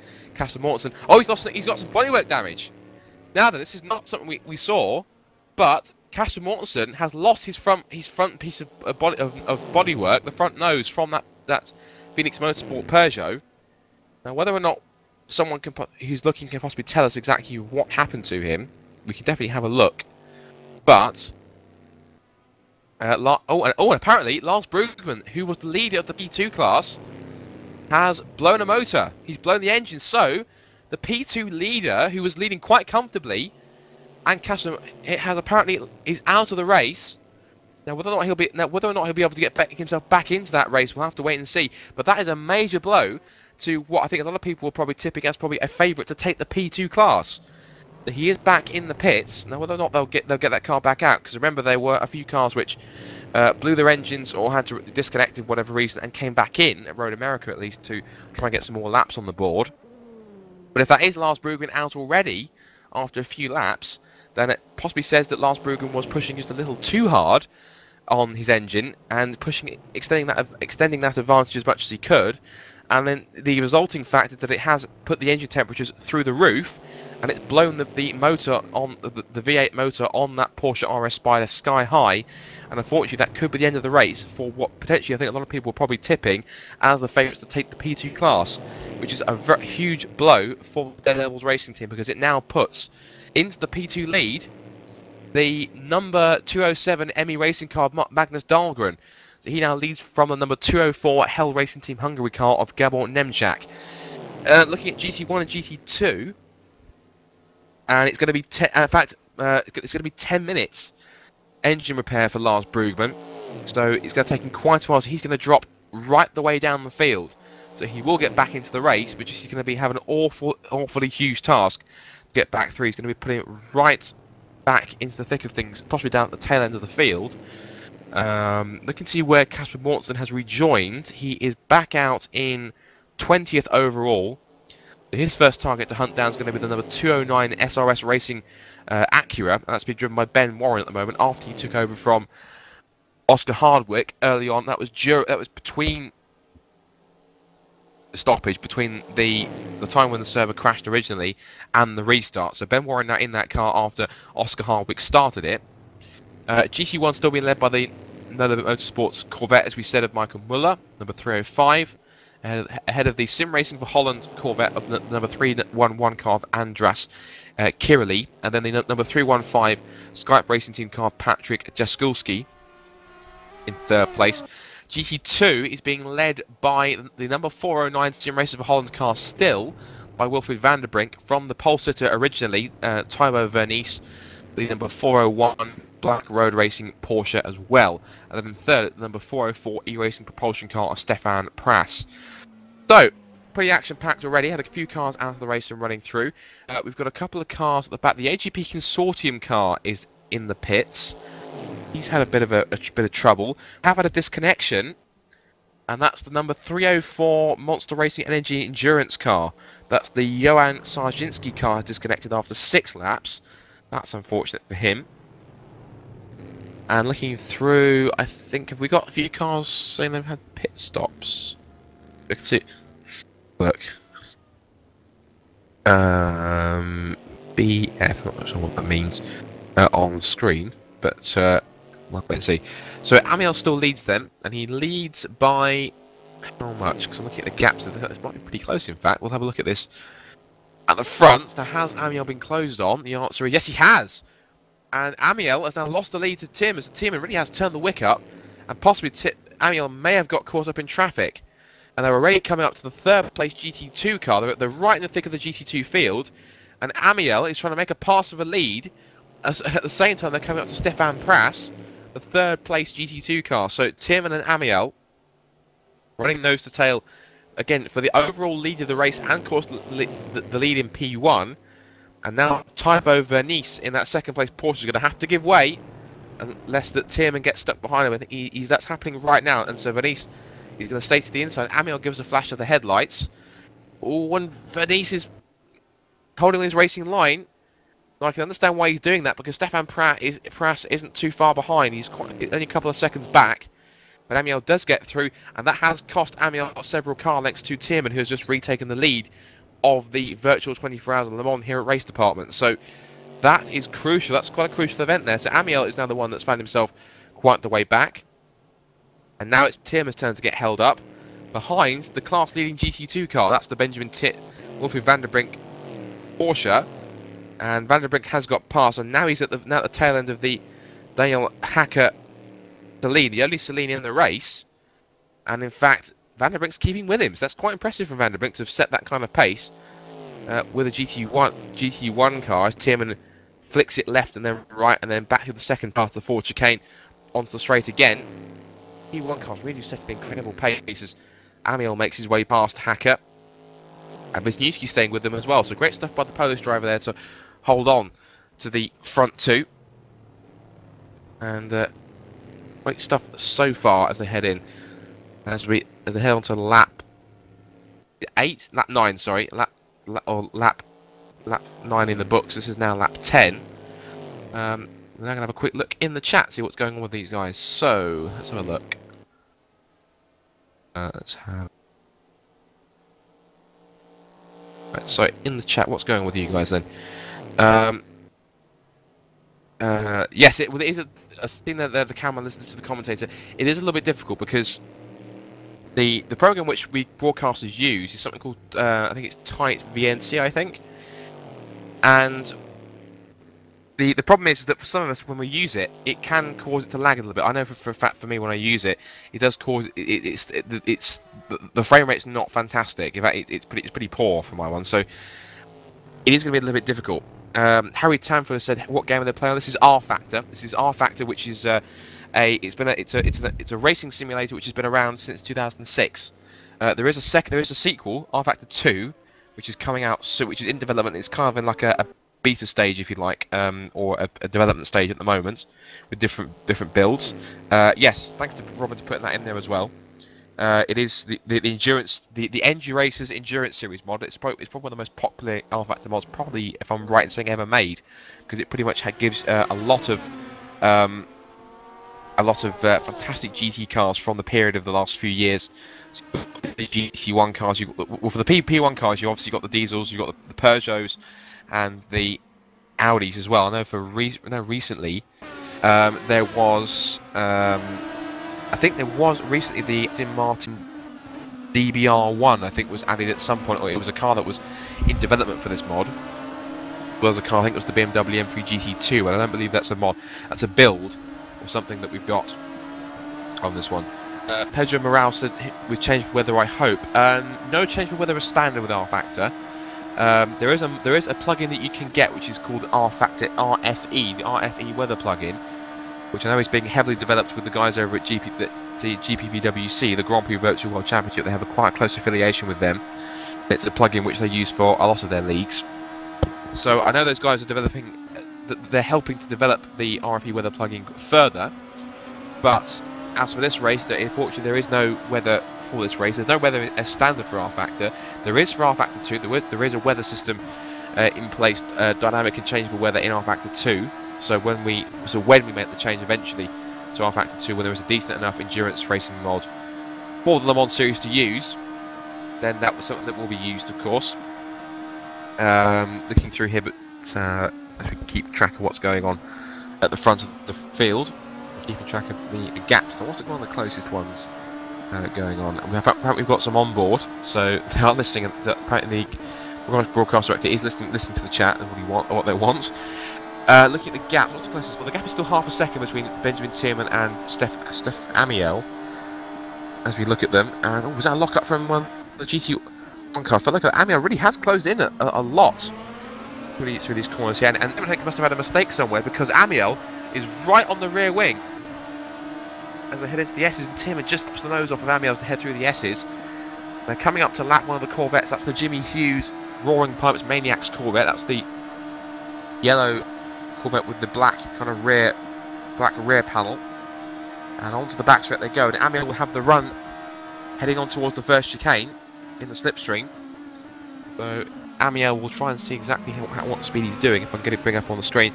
Pretty quick at the moment, so 330 kilometers an hour, so over 200 miles an hour on the approach, down 340 clicks down towards the first chicane, up towards the first chicane under the braking zone, and that is Steph Amiel back into the lead. So these two just furiously swapping places, hand over fist, already in these opening stages. Well, I know one or two drivers were thinking that they were pushing a little too hard for a 24-hour race, but the thing you've got to remember is that if you look at the real life 24-hour race, those guys were running hard and fast pretty much from the offset as well. They were treating that race like a sprint anyway when it was a 24-hour race, and they kind of calmed it down as they got further into the stint. So it's not unusual for these guys to be pushing that hard, I guess. But of course, the risk comes that the harder you push, the more riskier it is for you to start making mistakes and losing valuable time, and possibly having a mistake that ends your race. Moving towards the Mulsanne corner, past the Pather Aston Martin and the Sol Lamborghini, which is being driven by Brambilla, and that's the F1 cast racing machine. Down on the brakes for Mulsanne. Tierman has got past those as well. But out of Mulsanne corner, up once again towards the fastest part of the course, through the fast couple of kinks. Excuse me, yawned there, not because it was born, because I was slightly tired. And heading on, I've just been given some information apparently that the Levels Racing crew have finished the work on Lars Brugmann's car. You remember back lead, he finished repairs of Brugmann's engine and he is back in the race. So Lars Brugmann then is back into the race then after that engine failure earlier on. Now then, he is all the way back down in 45th overall. Now the Monster Energy racing car is also back in the race he's racing. So he is still in the field at the moment, in fact I believe he is. He's completed 6 laps, but he's in the pit. So whether that's a disconnection already from the end of the race, I'm not sure. But now the challenge for Lars Brugman is to get himself back through the field in order to get back into contention. Excuse me, for at least a podium, possibly in P2. The leaders then, Amiel and Tim, are making their way back through the 4 chicanes onto the pit straight, and we've got the Renaudon Corvette, a lot of Corvettes in the field, and the Jaskulski, the 3rd placed Corvette, the Skype Racing Team car, make their way past both of them. Amiel negotiates Quinaudon with ease. Jaskulski with the Danish flag on the rear of the car. Tribute of Alan Simonson, of course. Allows both the cars through, and Amiel really has taken advantage of the fact that Tierman got caught up in that traffic. Because look at that, look how he sprint, look at the gap that he's managed to extend and stretch out, thanks to that traffic. So that's fantastic stuff from Amiel to take advantage of that one. And Tierman is on the back foot now because he's once again got to put his foot down in response and press on, try and retake the lead of the P1 category and of the race overall. Keep an eye on that one as they head through. First past the Mulsanne chicane. Any close battles that are happening on track that we can have a look at. Let's drive timing. One of the closer ones, we've got a battle for 5th and 6th. 5th and 6th in P2. And that's the number 206L. That's 14th overall, 14th and 15th overall. Pick that up. We'll keep an eye on the battle for the lead, but I want to try and pick up this battle between these guys here battling over that position. And it's Paul Todd. Oh, and Serban's getting himself involved as well, and they're getting caught up behind the GT2 traffickers. Oh, Serban right on the outside of De Cleant. The GT2 cars really have to force themselves to get out of the way, and the P2 traffic not really appreciative of how much they're getting in the way, as Thiago Rodriguez has to move over for Todd. And Paul Todd's gone over the first part of the chicane, and now that was for a car that's gone across the gravel. Now who was that? Didn't quite catch who it was. I think it might have been. Was that Serban? I'm not sure if it was. It might have been Serban. So I've just seen Lars Brugman exiting the pits again. He's obviously had to have a change for tyres or for fuel or something else. So Paul Todd is pressing on past the Matt Strand Porsche. Now heading to the S's once more, and Paul Todd is clouting the curbs here, so he's really rather ragged driving already in his pursuit of Detroit.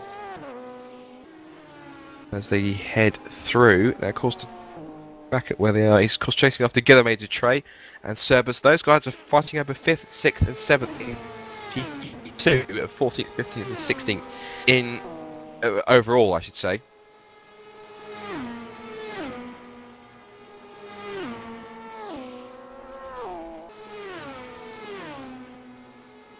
And have a quick look at the chat, see what these guys are looking at.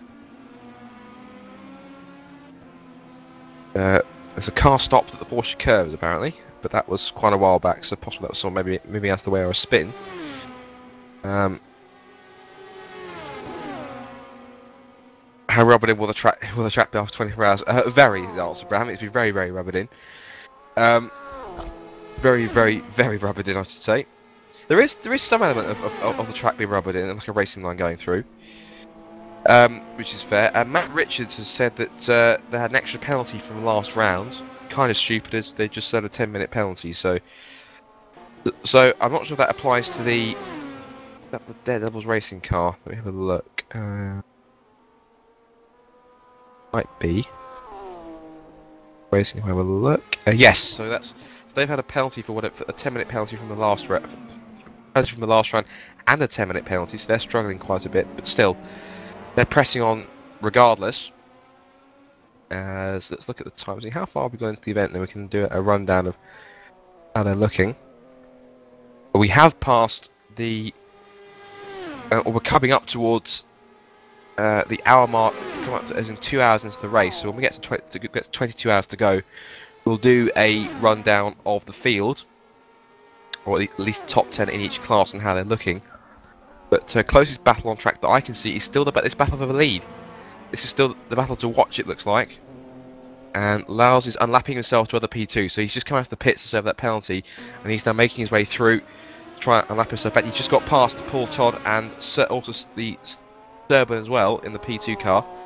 He's now really pushing on, and that car was really setting a fantastic pace in the opening few laps. And I wonder possibly if they may have just possibly gone a bit, he must kind of pushed that engine a bit too hard, or whether Lars was in such a hurry to extend that lead to the rest of the P2 cars that he possibly put too many revs on the downshift and just blew the engine sky high, which has forced the guys to get it back into the garage and spend those 10 minutes getting that car back disconnected and then reconnected and getting themselves back into the race. So Ruben pushing on.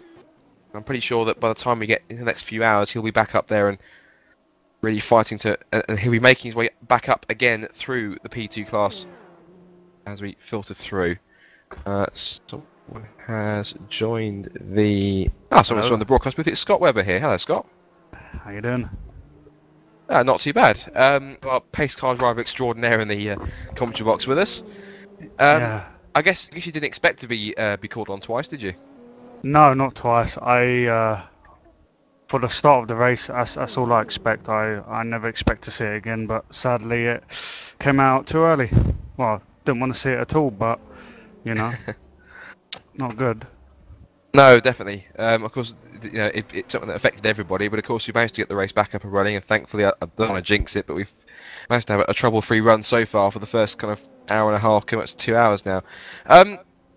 What are your thoughts on the race so far? I think it's been a pretty... The story of the race has definitely been the pace that's been set by both Amiel and Tierman in the early stages. They've pretty much been going hammer and tongs at it ever since the first couple of laps. So do you think they're going too hard too soon?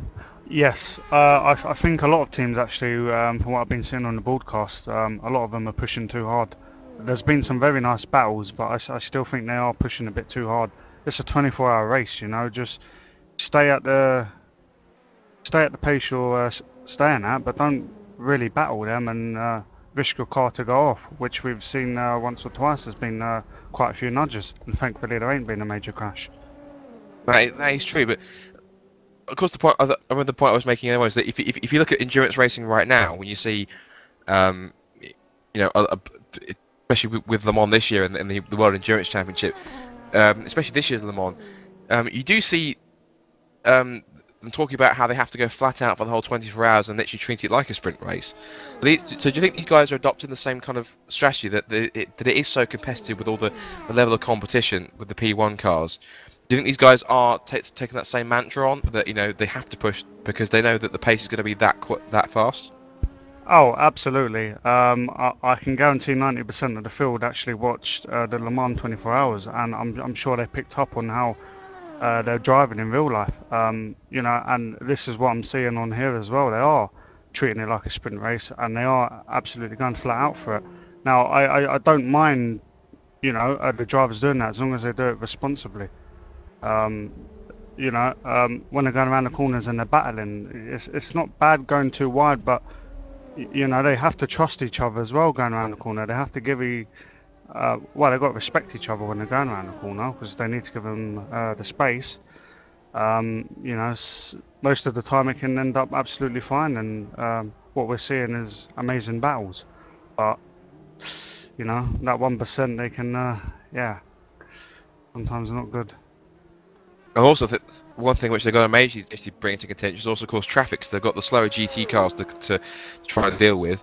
So they've got to be very careful. And of course, we saw, you know, if they're not careful, in the past couple of years, of course, we saw 2012 with in real life Le Mans with Anthony Davidson, and the year before that, Alan McNish. You know, the prototype cars, if they don't take extra care around the slower GT cars, then it can all end in disaster for them.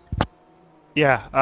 And what the prototypes have to watch out for as well, the GT cars, they have downforce, but they don't have as much downforce as the prototypes. So when they're going around the corners, their lines are a bit different, and sometimes they do take them a bit wide. And I think that does catch the the cars out, the P1s and the P2s.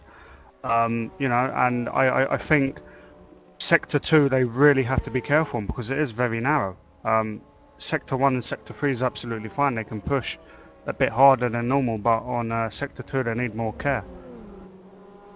Well, they'll definitely take as much care as they can, especially through the Porsche curves as they head up through again. Still, Amiel still has Tierman chasing after him, so these two, I think it's much the story of the race. These two might be pushing each other quite hard and fast, but I think you have to admit that if they're not too careful, and of course, you know, if not, as we've been talking about just now, you know, the pace is setting. I think they're the only ones I believe that are running in the 318s at the moment, or at least at the fastest pace. Last time around, they've just gone past the timing beam. Last lap time around for Amiel was a 320.471, and the last lap time before that was a no, they've changed actually now. They're both pretty much set exactly identical lap times. So of course 319.8, both Amiel and Tierman. So these guys really are they're making the most of carving through the traffic, and they're taking I think some of them are taking quite one or two risks, but of course the thing with risks, of course, that sometimes they don't pay off. No, they don't pay off, and sometimes it can be unfortunate for the innocent victim in it, and that is never good. It is very true. I do believe Ron has rejoined us after his lunch. Hello, everybody. I'm back. Sorry for the delay. Yeah. So let's just get on with it, shall we? I'll be back on the server in a bit, but we'll just continue with both Scots talking for now, and just get on with it. Yeah, not a problem. Just watching there whilst everyone was speaking. There was a brief challenge there from Tierman as he made his way down towards the first chicane. They've got the Sander Van Shake Porsche to try and contend with in GT2. So they're going to have to make their way through very, very carefully as they head towards the end of this, and they make their way pretty easily. Tim with a flash of the headlights. Neymar doesn't even need it because he's got his right foot and that and the brutish torque of that Peugeot diesel V. I believe it's a V. I think it's a V. Is it a V6 or V12? For these, I remember now for these Peugeots. But I'm trying to think of a V. I'm pretty sure it's a V2. I'm pretty sure it's a V12 for these Peugeots, diesel cars. I think. But nevertheless, pressing on, and they've now got the Carl Middleton LMP2 Acura. Oh, so that's the UK NL car. So we'll wait patiently for that one. And again, flash of the headlights, Amiel. Not too much patience there for Amiel. He wants to get him out of the way and done with as quickly as possible. So head through. Oh, and a slight mistake there from Amiel. Small slide there, and Tierman, that's put Tierman right onto the Frenchman's gearbox.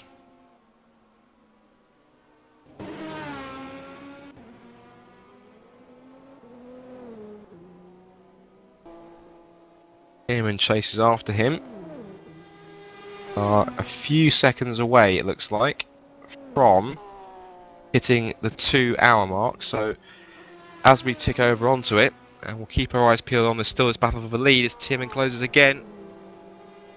Finds David Morozek, and a huge lock-up from Morozek. He has to really just jump out of the way of the two P1 cars as they run nose to tail through the traffic. This is epic battling between these two.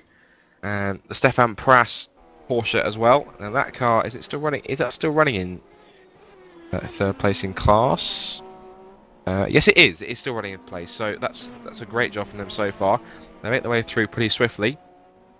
And Wisniewski in the background's making his way to Carl Middleton. They carve their way through. And lap times, I think there was that a new fastest lap from Stefan. It might have been through the traffic.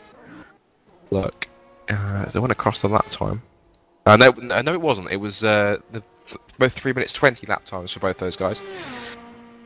So, as we ticked over 2-hour mark, and as we still watch the battle for the lead, let's take you through then the field as it runs the 2-hour mark then. So, still this battle rages on for the overall and P1 lead between Steph Amiel and the RC France Racing Team Peugeot, ahead of the Peugeot run by No Limit Motorsport, being driven by Benjamin Tierman. In third place is, in fact, what's this? I'm going to put my my rundown music on, because I know usually they run whenever they run Radio Le Mans, they always use She Sells Sanctuary by the Colts. So I'm going to put this on in the background. Me. So it helps with the authenticity of the Le Mans 24 Hours. Because it's not really Le Mans, but it's the best we can do. So let's have a look and see how these guys are getting on. Is there a pass for the lead at all? No, not yet. Amiel's still holding on from Tim, and they've got the leader of the GT2 class. Yeah, the Wolfie van der Brink Porsche to go through. Wait eagerly. Go for the long version. There we go, the long version on.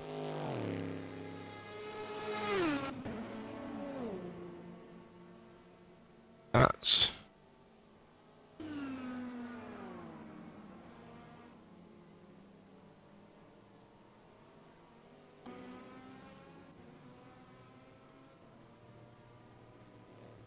Bear with me for a second, sorry.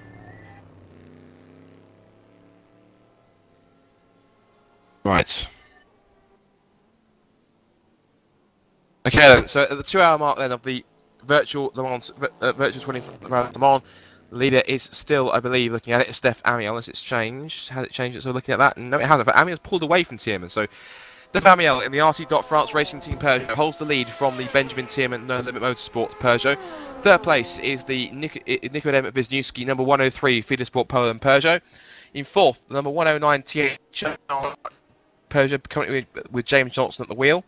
Fifth place, the number 115 Stripe Team Racing Car of Maciej Pasnicki.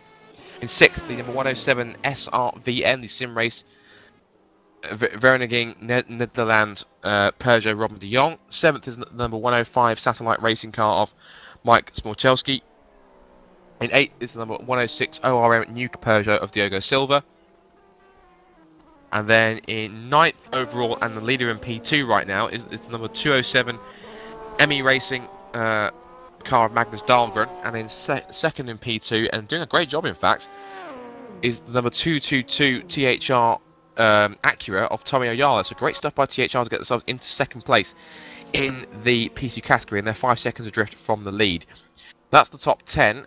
In running out the rest of the P1 cars, ninth in P1 is the number 108 1066 Racing Machine of Martin Bolgen, still at the wheel of that car. And then in 10th in P1 is the number 104 Phoenix Motorsport car, Casper Mortensen. Now that car had some problems early on. They had to bring that car into the pits and fit a new nose section. And that dropped him all the way down the field. And after his resurgent drive from the back of the pack at the restart, because Casper Mortensen did not make the field, make the P1 call in time, so he had to start from the back of the field. And of course, he had tried to carve his way through. Now currently fighting his way back in through, currently 19th overall, but 10th in P1. The rest of the P2 cars, as we look at them, in third in P2, we got up to second. That was the number 222 THR car, Tommy Oyala. Third in P2 and 12th overall is the number 15 MR Corsa machine of Tiago Suarez da Costa. He is 4 seconds ahead of the number 204 Hell Racing Team Hungary car of Gabor Nemchak. And then in fifth in P2 is the number 206 LDDT Endurance Team car of Guillaume Detrate. Quite a way ahead of the number 202 Simco Hungarian team car, that's 15th overall, 6th in class, the Norbert Serban machine. In 7th place in P2 and 16th overall, with number 205 LSD Racing car, Paul Todd. In 8th overall, in 8th in class and 17th overall, with number 211 UKNL Racing car of Carl Middleton. And then he's just ahead of the leading GT1 car, which we'll get onto in a minute. In 9th place in P2 and 20th overall is the number 216 DR Motorsport car, Ben Russell. And then in P2 in 10th, you have to look all the way down to the SRS racing car. That's the Ben Warren number 209 car. No, correct myself. There's actually the original Pulse and early race leader, which now has Matt Richards at the wheel. That was Lars Brugman. That's the number 201 Daredevils Racing Team Porsche. That car had some problems when it blew an engine 10 minutes into the restart, and that had to be repaired for a further 10 minutes, and now it's making its way back up to the field. It's pretty much unlapped itself from the entire P2 field, pretty much, but it's now trying to make its way back through. But in fact, no, it hasn't, because it's now unlapped itself from a few other cars. Still got 2 more laps to make up on the leader, of course, which is the P2 car, of course, the look through, which is now on lap 15. That was the Emmy Racing Magnus Dahlgren car. In GT1, it's the number 309 RC.co.uk racing team car. That's in second place, Baptiste Quenodon, because the leader is still the number 305 No Limit Motorsports car of Michael Muller, or Mueller. Third in GT1, the number 307 Rare Endurance team car of Richard Blocker. He is ahead of for fourth placed car and 23rd overall. The only Lamborghini in the race, the F1 Cast Racing Lamborghini of Bram Bielem. Then in fifth in class GT1 and 24th overall, the number 310 Simco Hungarian team Aston Martin of Szabolcs Pether. Apologies if I'm mispronouncing any of these names. I really do apologise. If any of you guys want to shoot me a poke on TeamSpeak or say in the chat is exactly how they're pronounced, that would be very much appreciated. That you feel free to do that, because it's a chance I will butcher at least one person's name if I don't know how to exactly pronounce it. I'll pronounce it how I think it's pronounced. So apologies if I do pronounce it wrong. Apologies for now and for the remainder of the broadcast. The rest of the field then sixth in class, 25th overall, the Roaring Pipes Maniacs Corvette of Jimmy Hughes. He's ahead of the seventh place GT1 car, 26th overall, the number 316 United X Sim Racing. That's the Celine, in fact, the Daniel Hacker or Hake car in that class. And then in 9th in GT1, the number 312 UK NL Racing car, the Nigel Middleton car. And then in 9th, that's 8th place for the UK NL Nigel Middleton car. And then Maishi Sejepsniak, again I apologise for that, number 315 Skype Racing Team car in 9th place. GT2 very quickly. The quickly leading that is number 409 Sim Racer for Holland car Wolfie van der Brink, leading that from number 401 Black Road Racing Porsche of Thibaut Venice. Third is the Stefan Prass, number 404 E-Racing Propulsion Porsche. Fifth is the Sim Racing PL team Porsche of David Mrocek. And in 5th place the Brigata, also kart Zander van Schaik. 6th place the DR Motorsport car Greg Hall, number 418. 7th in GT2 the number 414 Satellite Racing car Matt Strand. 8th the number 407 Scuderia Bolas Negro Ferrari of Roger De Clean. 9th in GT2 the number 417 ORM Corsa of Thiago Rodriguez. And rounding out the top 10 in the GT2 class, the number 408 Sim Racing Verenigig Netherlands car, the SRVM machine of Yuri Geisen. So that's the top 10 for all the classes, and you're now up to date. And amazing, that took some 9 or 10 minutes, which I'm not quite keen on that one, but still, anyway.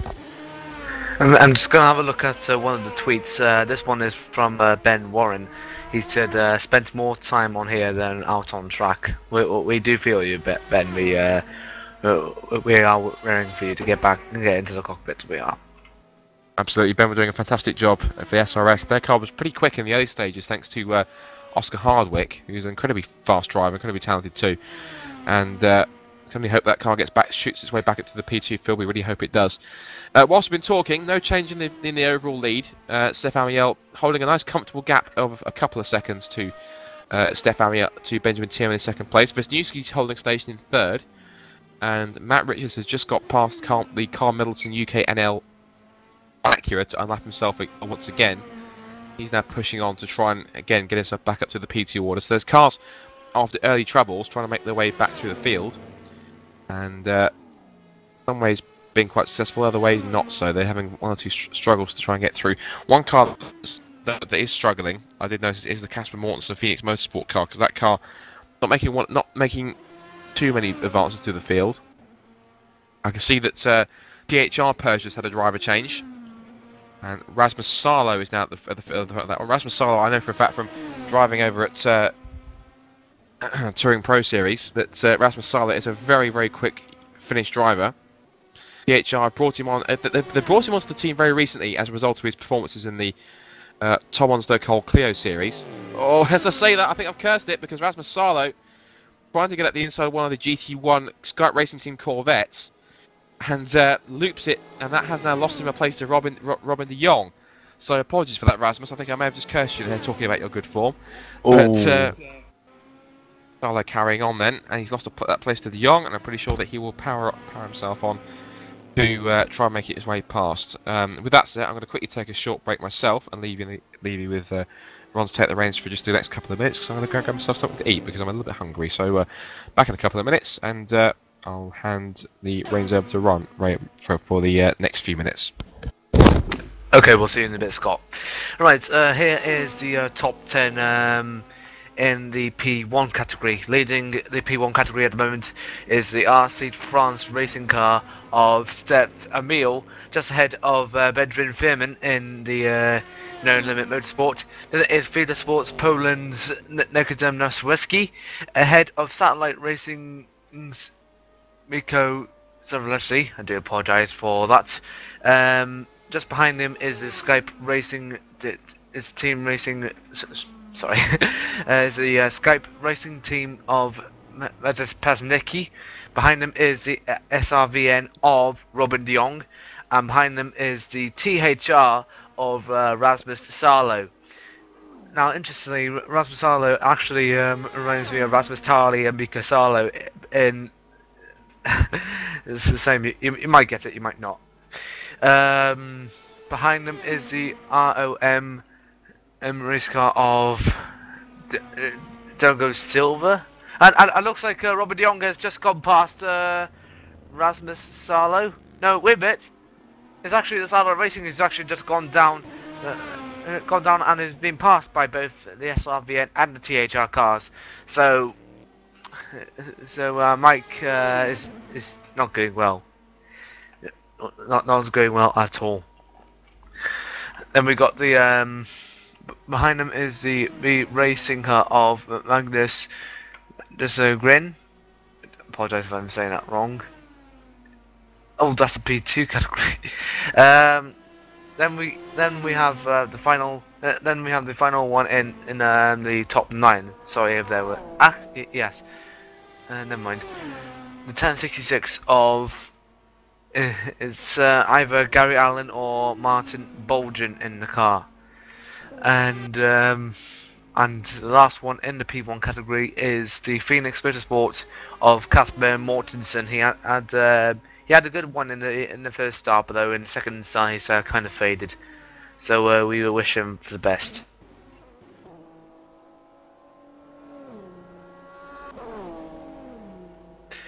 So we're just going to have a look at the best laps so far. The best lap was made by Steph Emil, a 3 minutes 18.4, just a couple of tenths off from Benjamin Firmin, a 1 minute 18.9. And behind him is Noswecki, a 1 minute at 18.98. He's got 1 minute. He's got at 0.98, but Firmin is ahead because he has a because he's got a 1 minute 1 minute 18.962. So let's just hope for much more better laps from him. We've got currently.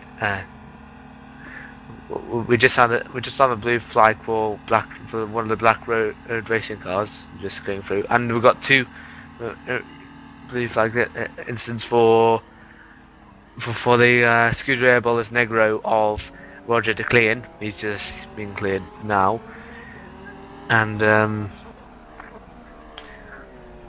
that's all the information I have so far. We'll be back with you with some more information.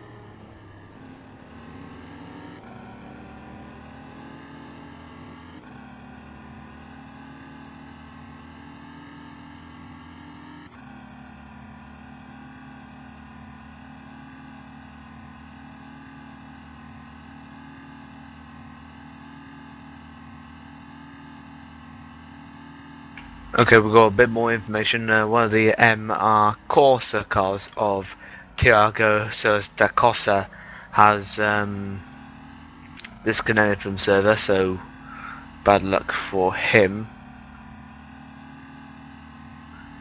Now, since we no longer have any information for you at the moment, we would like to invite any team bosses or drivers not racing at the moment to come into the commentary box to have a little talk with us, to just try and keep things fresh.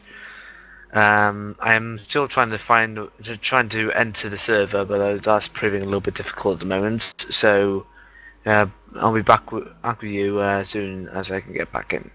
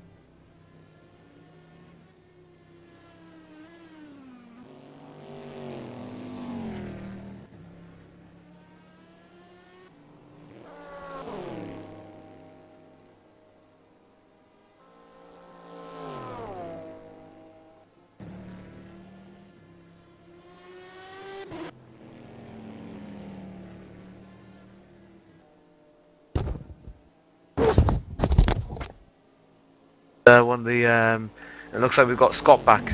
Welcome back, Scott.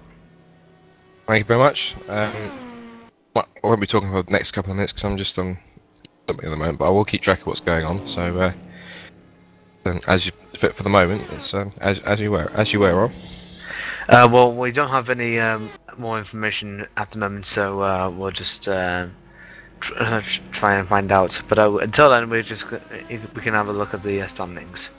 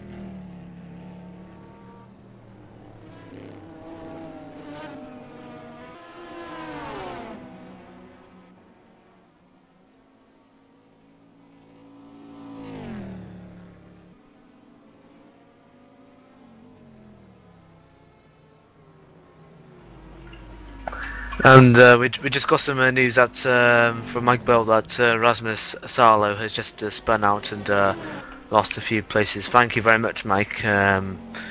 He looks like he's not doing he is doing well, but sometimes his peer pressure can get to you, and as a result lost those places.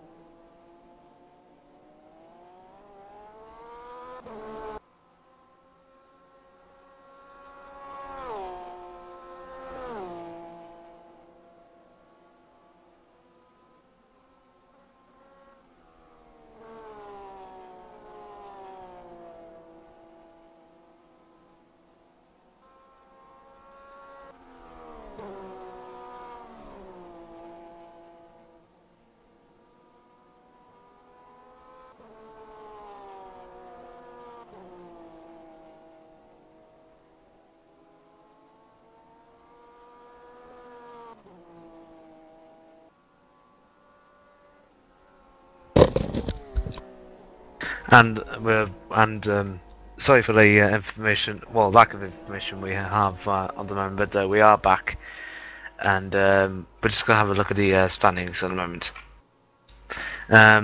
Leading in the P1 class is Steph Emile, just about a couple attempts away. Well, actually, just nearly 3 seconds away from Benjamin Furman. Behind them, another couple of seconds away, is the Fide Sport Poland of Nikodem Whiskey. Then there's Paznicki in the Skype Team Racing. Then we got the SRVN of Robin de Jong. Then it is the ROM new car of Diogo Silva. And in the Starlight Racing car, just going in now, is Scotland's very own Ryan Walker. Then we've got Rasmus Sarlo, as mentioned, he's dropped a couple of places. Then we've got the 1066 racing car of, is either Gary Allen or Martin Bolgen. I think it's Martin Bolgen. So, just rounding out the top 10, regardless of what class it is in, is Magnus de Helgren in the ME racing car. And let's have a look at one of the back markers at the moment, and below is still racing. We got at the back at the moment is the Monster Energy Endurance car of Jon Saswowski. And he's in the GT1 category, so that's pretty far down. And he's not the only GT1 down there. The other one is the Disturbed Motorsports of Rainier Hut. Is just behind. One of the last round's last race finishes, the Team R Motorsport car of James Reed, just behind one of the other cars, the RNI Motorsports of Roy Magnus.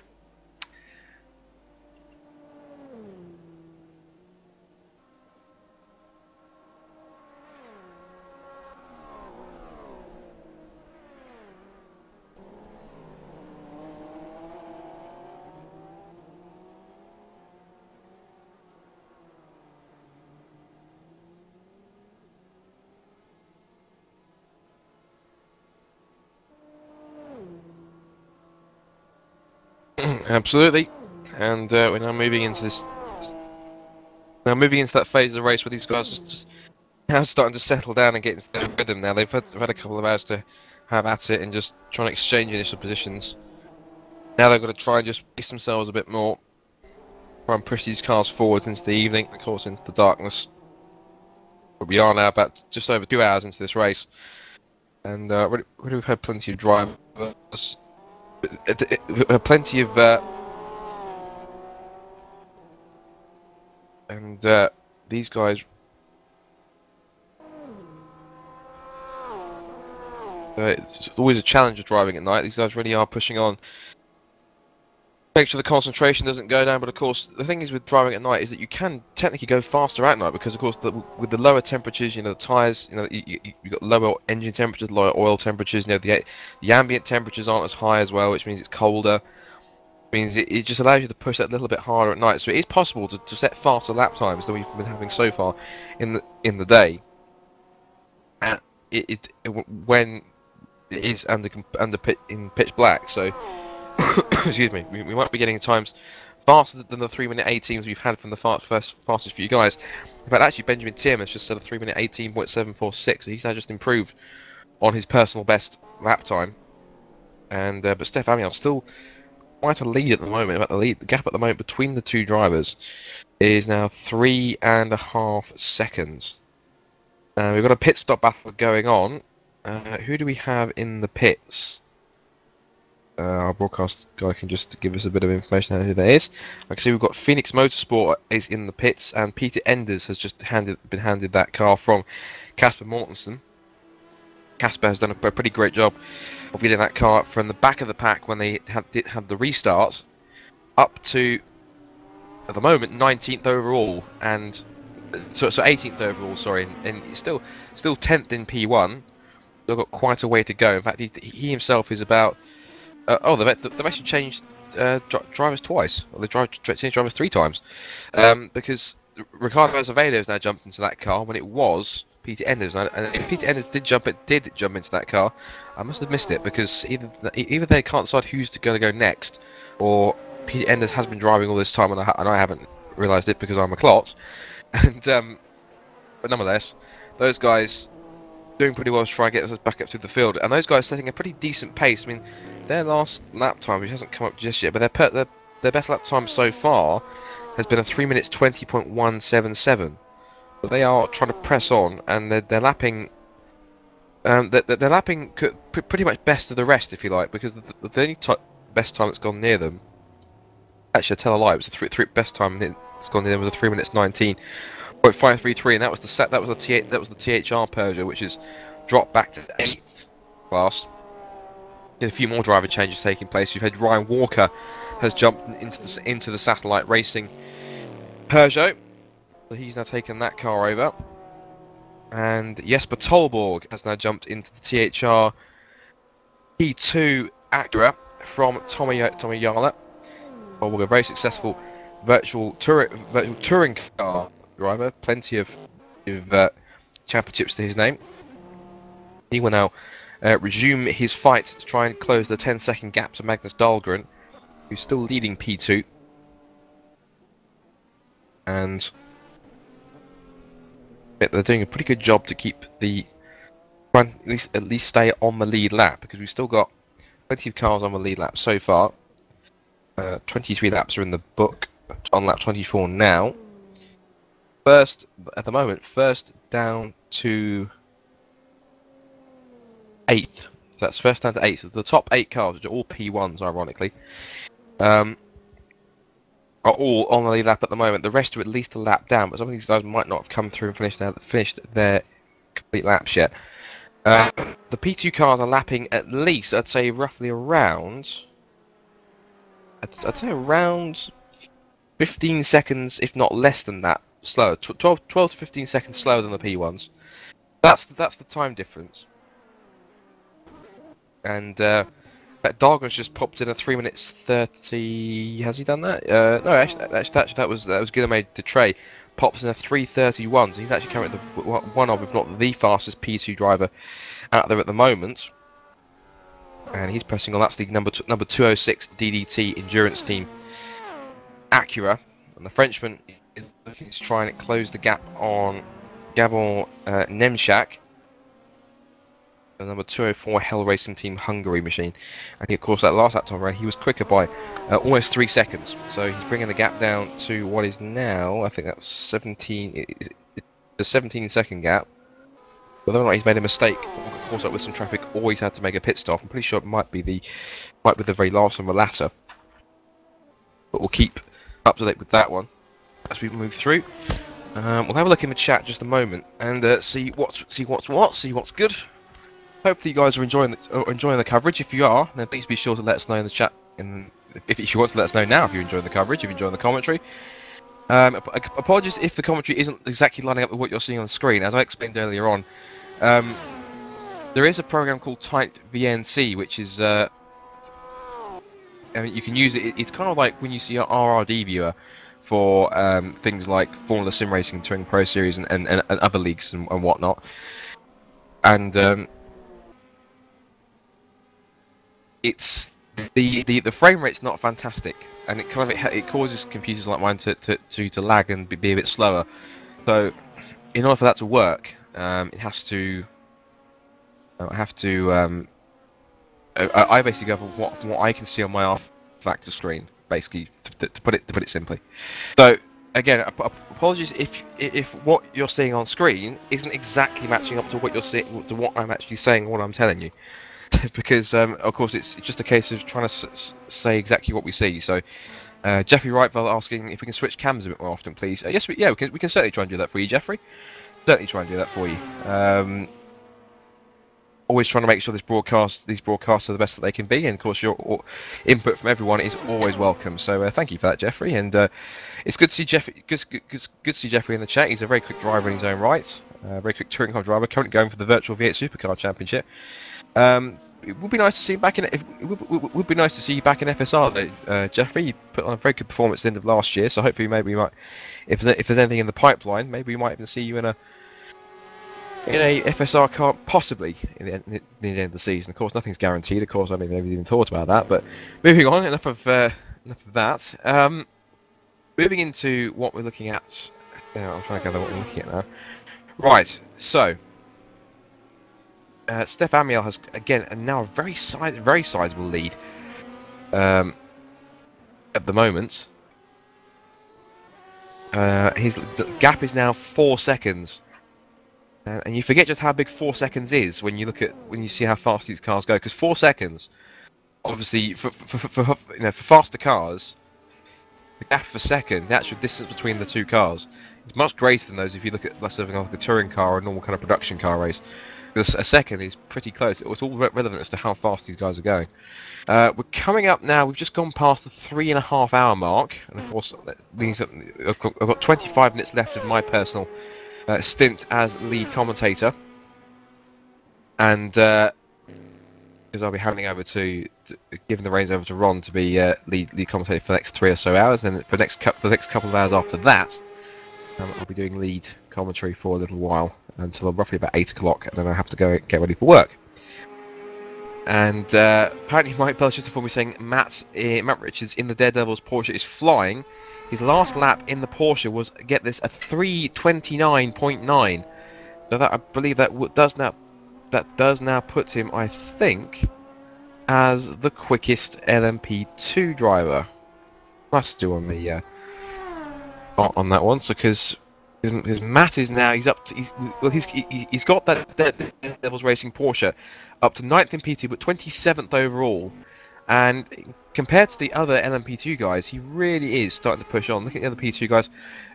Only driver that's got even close to that time was the actual class leader at the moment. That's Magnus Dahlgren, 3:30.973.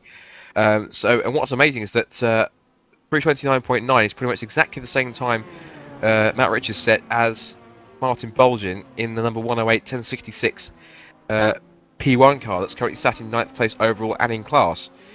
So, but looking at that, Jesper Tarwalk just pumped their 3:29.895. So those guys really are flying along. So if we thought that Matt was flying along, Jesper Tarwalk just trumped that. And look at that, he's gone faster than Dahlgren by almost a second.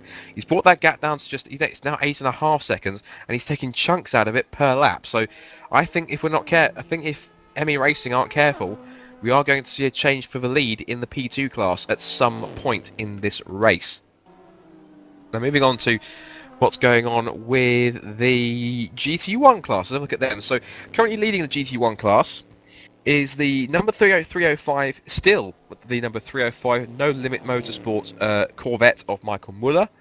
and he has a 7.5 second advantage over the RC.co.uk racing team Corvette number 309 being currently driven by Baptiste Quinaudos. He hasn't handed over to anyone just yet in terms of driver changes. Bram Beelan is doing pretty well as well. He's up there in 4th in class, F1 Cast Racing, the number 303 Lamborghini, but he's 8 seconds back on 3rd place Blocker. So he's starting to press on. And then what about GT2s? The number 4, in fact, the lead has now been taken by the number 401. Yes, yeah, the number 401 Black Road Racing Porsche, still been driven by Thibaut Vernice. Because the Sim Racing for Holland Porsche, but it's now been driven by Duna, the number 409 machine. That's the black and white checkered car, Sim Racing for Holland machine. That's obviously made up more recently. That car is back down the pack, but it's now chasing after. It makes half a second back behind the Scuderia Bollers Negro Ferrari, still being driven by Roger De Cleen. So we'll keep an eye on those battles, but still at the head of the field is the Stéphane Miel Peugeot. Let's see now. What have we got now? But this got some information here in the Sim Racing Holland. Oh no, that was damaged then. So damage. Just looking at the chat, and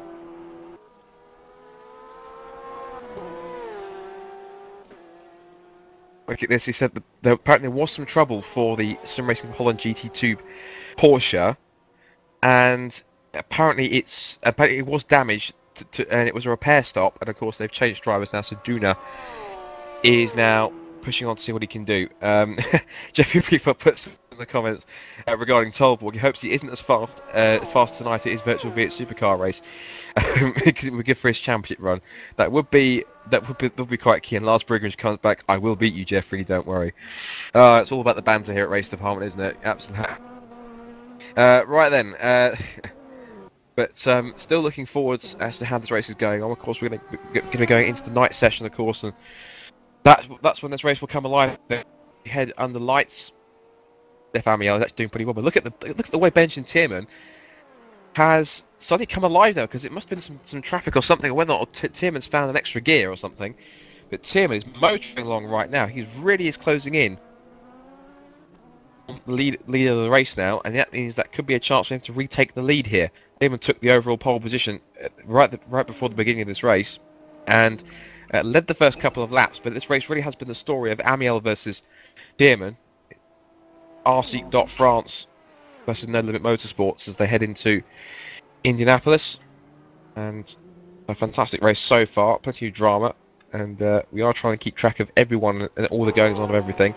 But it's a good job that we're relying on you guys, of course, in the chat, and of course on YouTube as well, and all the guys on TeamSpeak, and also the Twitter feed that we have on the live streaming page.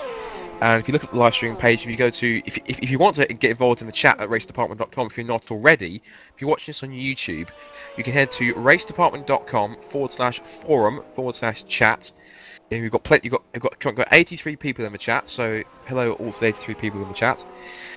And we've got live timing there. We've got a track viewer as well. We've also got a Twitter feed as well, as we just said, keeping up to date with all the goings on from all the guys who are taking part in this year's Race Department Le Mans Series Virtual Le Mans 24 Hours. You guys can really keep abreast of what's going on. So let's have a look. And apparently, what happened to the Sim Racing for Holland car was it was a red and black LMP2 pushed the Porsche out of Indianapolis, and it forced it to make a repair stop. Now then, red and black LMP2s. Look here, it's actually, Tierman's got past Amiel. Apologies for that, but sincere apologies for that. I didn't spot that. I was too busy looking at the Twitter feed and everything. But Amiel has lost the lead of the race overall now to Benjamin Tierman. So and looks like Emil might have another go at him, and Emil takes the place back. But how long? Got a little bit of a steer there.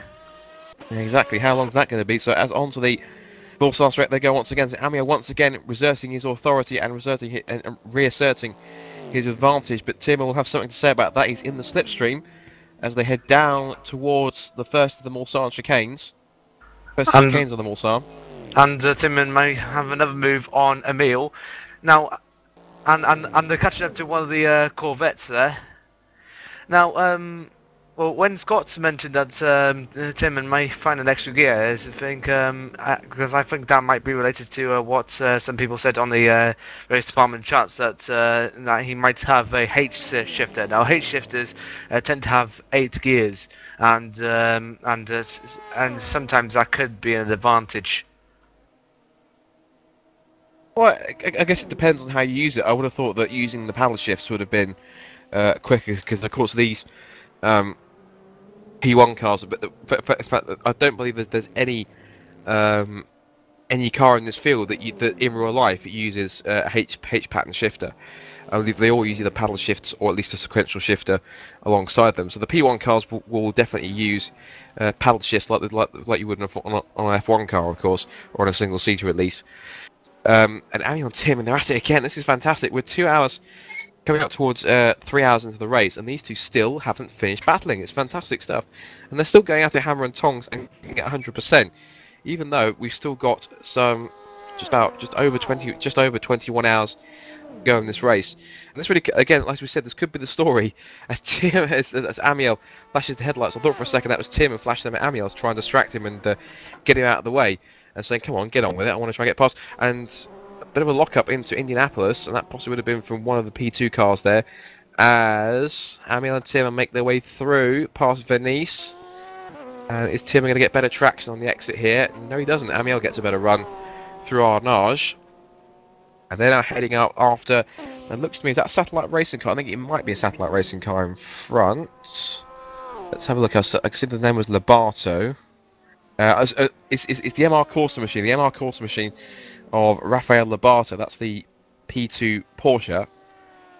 They're running a pretty strong pace. Lobato himself is running... Where is he right now in the field? He is currently... I'll have a scroll up through here. Lobato... he's actually leading. No, that can't be right. Lobato... Where is Lobato? That's the ME racing car? That's the MR Corsa. I do apologise. Lobato is in 11th place in the category. Excellent, thank you for that. Yes, he is, yeah, 11th place, down in 45th overall, so he's actually running last at the moment. And we've had Bert. I didn't spot that. The Bert Knops Sim Racing for Holland Corvette. This is connected back on lap 11, so we've lost a Corvette. And I think that might be race over for them after 11 laps, which is a real shame. So it's race for Holland. Oh. Yeah, we just saw one of the RC France car just lap their RC.co.uk team. Bit of a coincidence. Both RCs. Nah, never mind. Looks like Tim is actually losing Emil as they go down into the first chicane of the straight, and looks like well, the P2 cars might hold Tiemann up. He might be a hindrance if he doesn't get past in time. So does he get past? Yes, he does. Well, that's the Hell Racing Team Hungary Acura of Gabor Nemček. So Nemček, I thought for a second it was actually a No Limit P2 car, but of course No Limit don't run a P2 car. They only run P1 and GT1. So Nemček is holding on well, as there's a lock up there from Amiel as he went into the second chicane, so that's an indicator of just how hard he's trying to increase his gap again. And it seems to just kind of seesaw back and forth. Amiel has a gap, and then Tiemann reins him in again, and Amiel once again pulls away, and I think eventually we're going to see the point where it's going to stabilise, and it's literally going to be running the same lap times, and it'll just be punch and counter punch between these two, and that's what it seems to be. For the most part, between them, as Amiel gets a small twitch on the exit of North Island Corner, but he manages to correct it with ease and heads up, run toward Indianapolis with Tiemann just about in tow. As we said, this is for the lead of the P1 class, and of course for the lead of the entire race. As Wisniewski has got past in the Lobato MR Corsa Porsche. He's now running third. He's going to chase after the LMP2 car in front of the Hell Racing Team Hungary machine as well. And huge lockups down toward Indianapolis. That's going to be playing havoc on those tyres on the front ones. I think there's many locking up on the right front, so it wouldn't surprise me if there was the equivalent, the R-Factor equivalent of flat spots on there. Yeah, they're just going up. They're just coming up to one of the.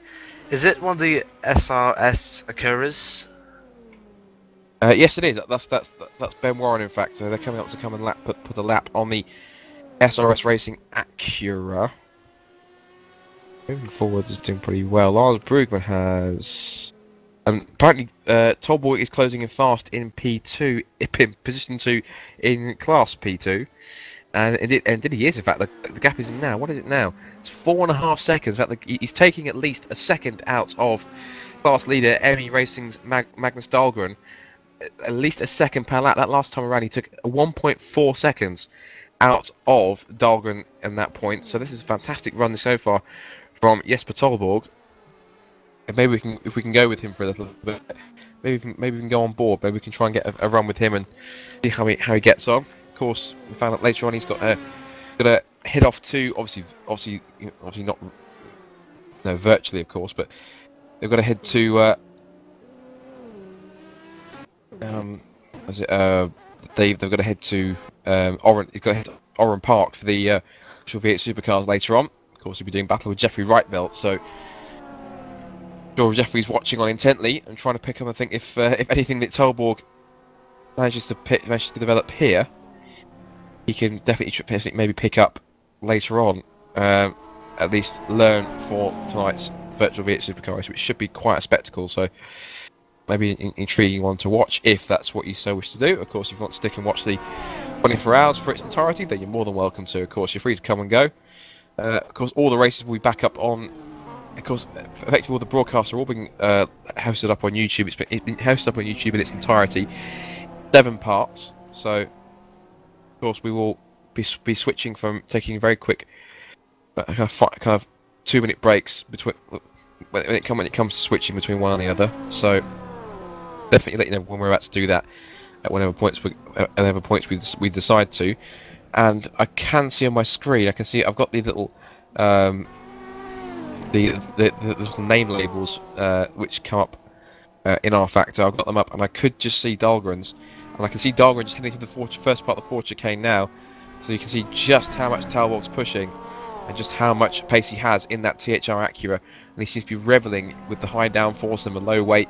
He absolutely loves this LMP2 car. Let's look at the lap times last time round. Now then, what lap time was that from Tolborg on that last lap? It was in fact a 3:30.2 compared to Dahlgren's 3:32.4. So that's 2.2 seconds he's taken out again of the leader. So that's quite good. And if he actually makes the pass, which I'm pretty sure he will do pretty soon, it will put THR cars in 8th and 9th respectively overall in the standings, because one THR Peugeot is currently 8th and in P1 and 8th overall and 8th in class, and of course then the 9th place car will then be the leader in P2, which will be, if at the rate he's going he manages to pull it off, will be the Jesper Tolborg, Tommy Oyala, and I believe also Robert Wiesenmuller is going to be driving that car as well at some point. Tolborg then, I'm not quite sure how much endurance racing he's done. I think I usually see him as a touring car guy. Ooh, Tolborg's gone over. So that was Diogo Silva, who just put a lap on Tolborg, just about got it stopped into the first chicane, almost ran over the curbs and straight across the gravel. So quick thinking and hard on the anchors from the Brazilian. I believe he's Brazilian. Apologies if he's not. And to make sure that car stays in place and it carries on nonetheless. And it's too many dramas.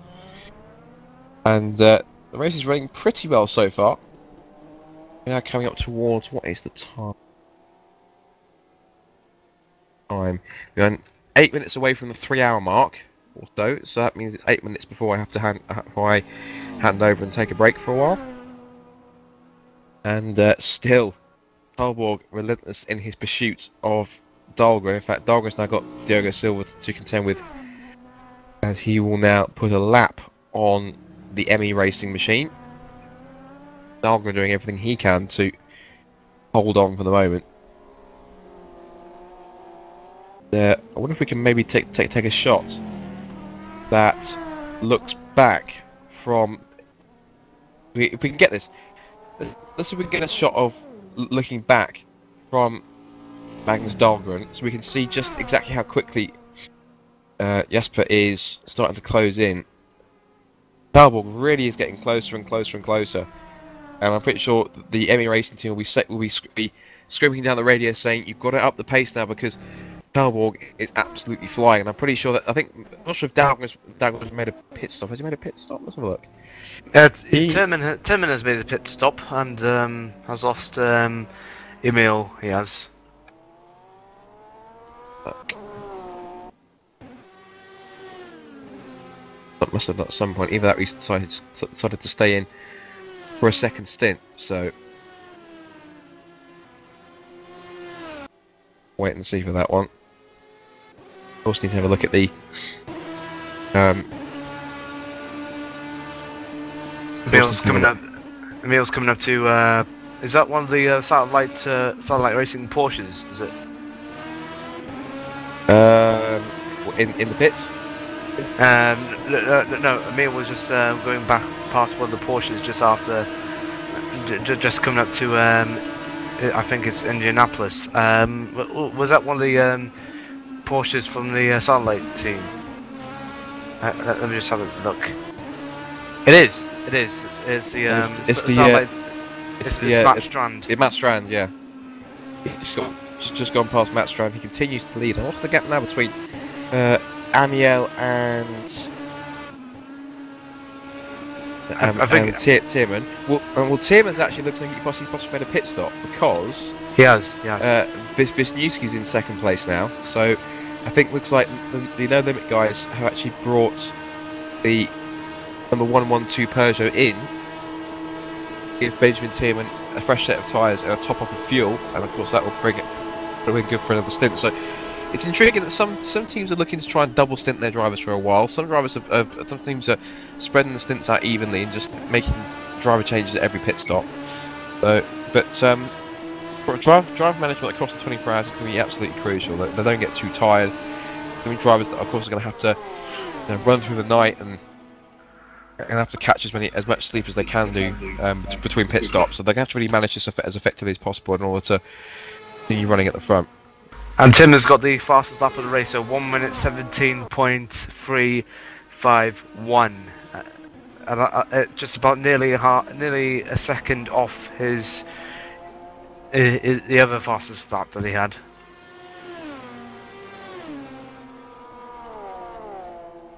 Yeah. Of course, 1 minute 17.1 is of course his sector time. That's how fast he went through that was his sector 2 time, of course, not the actual that time. Because 1 minute 17 around Le Mans is pretty impossible. But still, if it was a Bugatti circuit, and I definitely agree, 1 minute 17 is probably easily doable. But this is the long one, and that first lap time was in fact 3:23. I think possibly. I'm pretty sure that the Sport Poland Peugeot has just entered the pit. Yes, it has. So that was from what was second place on the track. So Nikodem Wisniewski is now in the pits for Sport Poland, and also we've got that's the Robert de Jong cars just popped in. That's the SRVM machine, and Conrad Barr has just taken over from Wisniewski. So it means that's their first driver change there. So back out into the racing third. Fresh set of boots is now Conrad Barr in that Sport Poland Peugeot, doing a grand job to hold on to what is currently the final step on the podium. As I'm pretty sure we're going to be seeing Amiel in the pits anytime soon. I would have thought. As Robin de Jong, is he going to hand over? I wonder, because he's been in that car for quite a while. I'm pretty sure he's going to do it. He will do it now. No, he stayed in, so he's going to go for another. He's going to go for another stint. Comfortable at the wheel of this Peugeot. Pretty sure he'll do a damn fine job. It's almost 3 hours that he's driven for, so I'm pretty sure. Don't think one driver can drive any more than 4 hours a stint. So I'm pretty sure that the next time he visits pit lane, he's going to have to hand that number 107 Peugeot over. This RVN car from Holland, and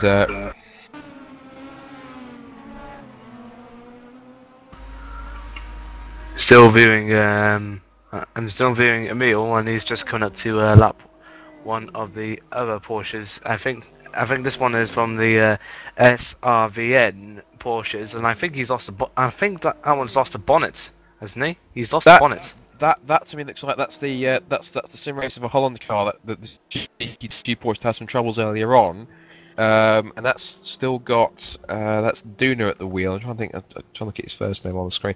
Dennis Duna. Now, I think he did say when he was hit, he was rear-ended by a black and red LMP2 car, but he is missing his front bumper, so possibly that might be as a consequence of contact with the wall. He's lost that front bonnet, but posted now. Amiel is behind. Oh, and he's diving into the race leader. We got Emil in the pits.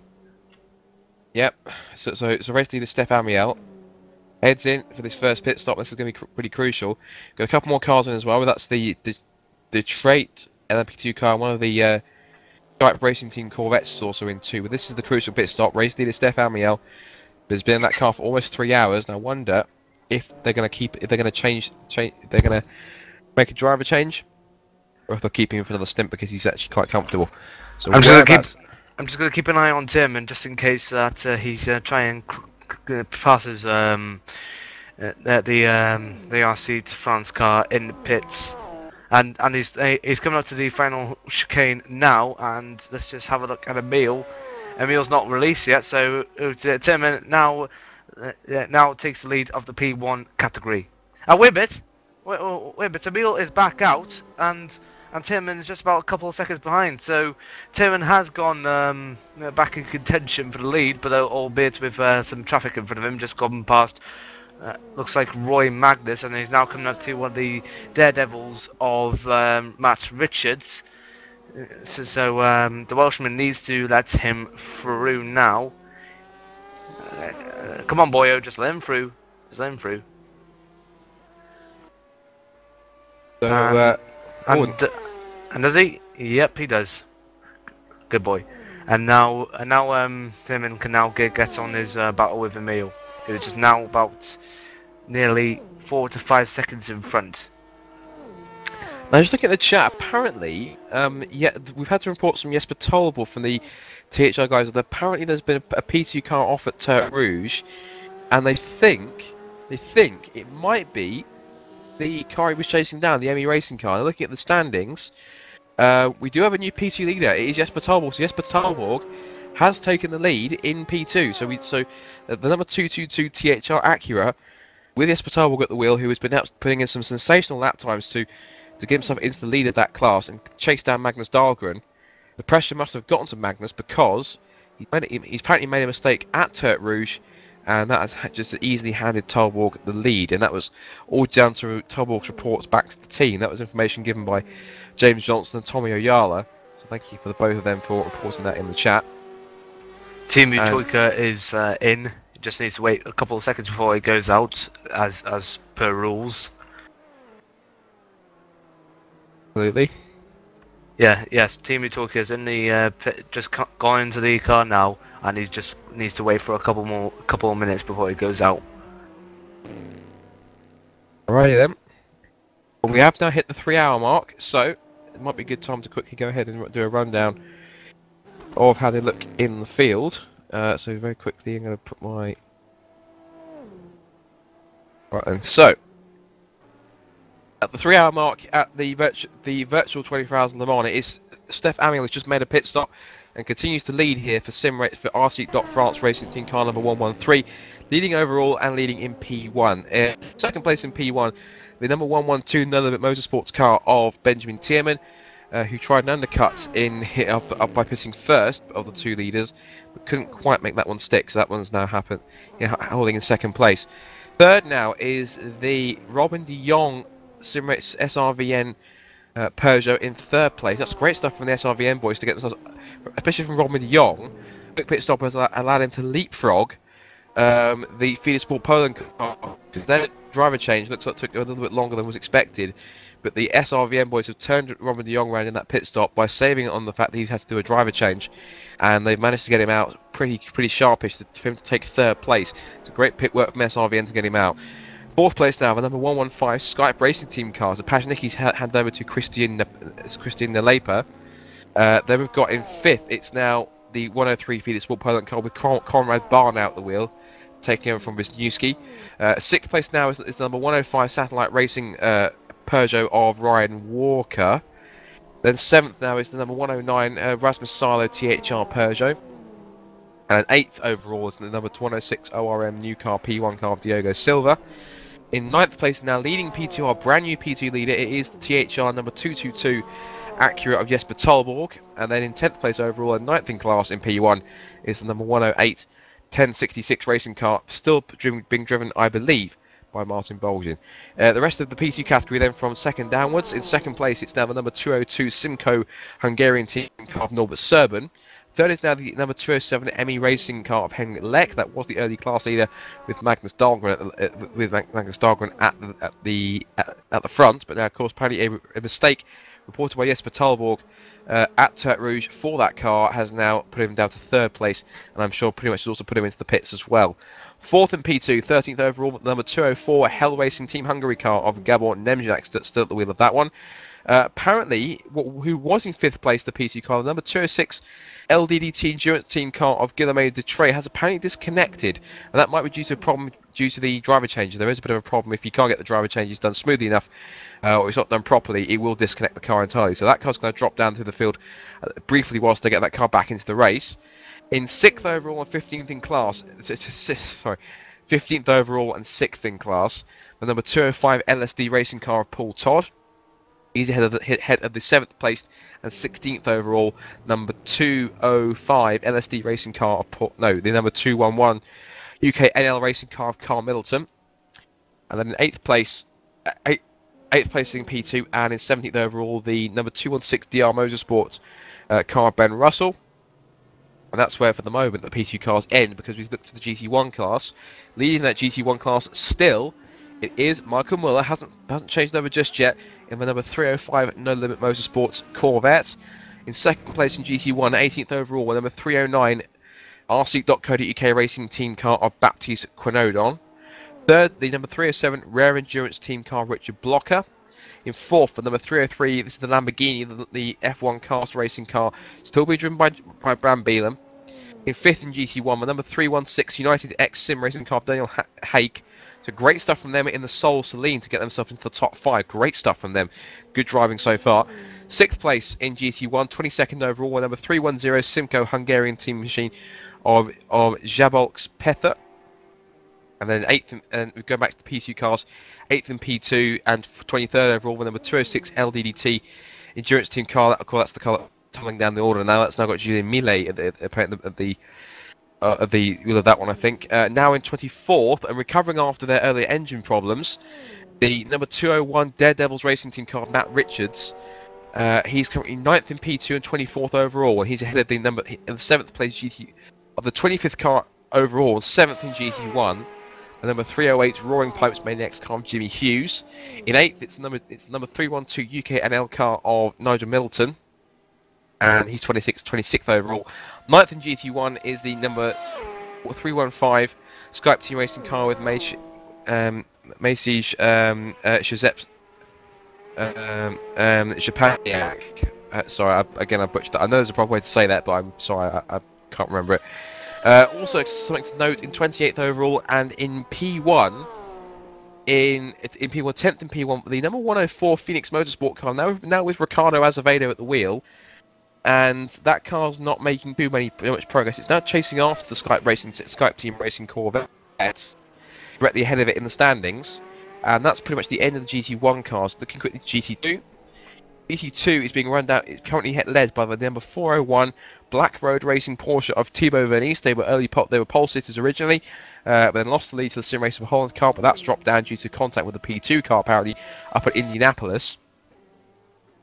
Then the 2nd place and 30th overall and 2nd in GT2, the number 415 Sim Racing PL team car of David Marocek, and in 3rd in GT2, 30th overall, the number 415 Sim Racing PL car of David. Sorry, that's the E-Racing propulsion car, number 404 of Stefan Prass. 4th in GT2 and 32nd overall, with number 402 Brigata also car of Rudy Kuppen. 5th in GT2 and 32nd overall, number 33rd in 33rd overall and 5th in GT2. With number 418 DR Motorsports car Greg Hall, and then 6th in GT2 with number 409 Sim Racing for Holland Porsche recovering with Dennis Duno at the wheel. In 7th place, the number 407 Scuderia Bollers Negro car, Ferrari of George DeClean. And then 8th, the number 417 ORM Corsa car Marco Felix. 9th, number 414 car Satellite Racing Porsche of Matt Strand. And rounding out the top 10 in the GT2 class, the number 408 SRVN car of Yuri Geisen. And they are running 38th overall in the race.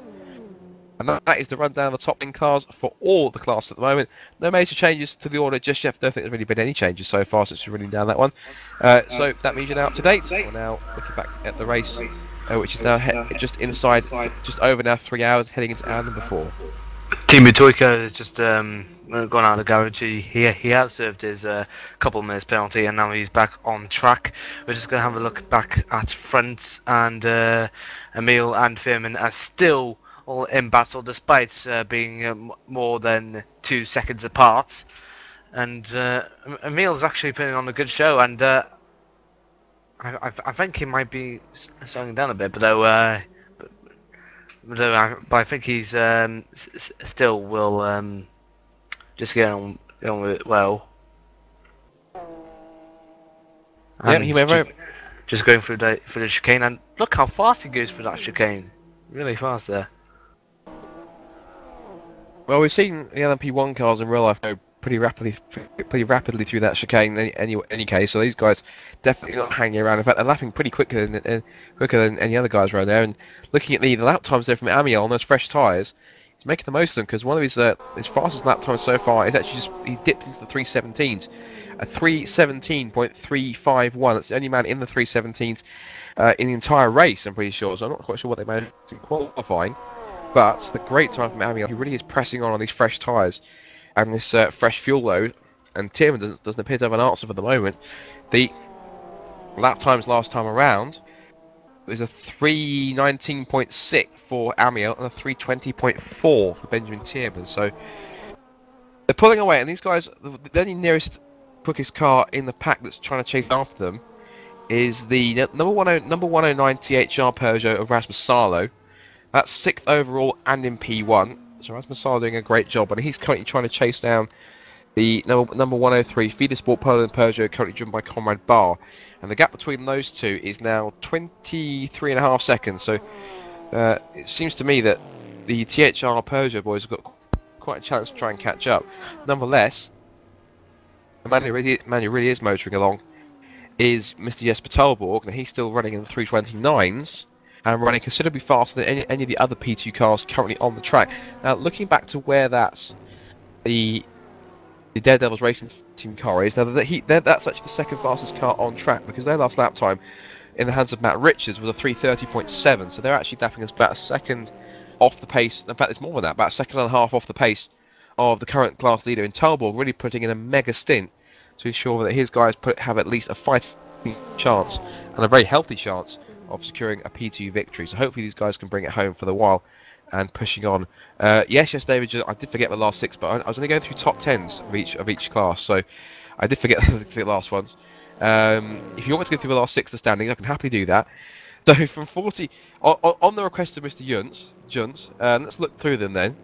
So the last 6 that we've actually got below Yuri Geisen are as follows. In 11th in GT2, 39th overall, with number 406, RMI Motorsports car of Roy Magnus. They're ahead of the 10th in P2, 40th overall, with number 209 SRS LMP2 car of Team Toyka. They've got a lot of catching up to do, but they're trying to press on to get past the GT2 cars.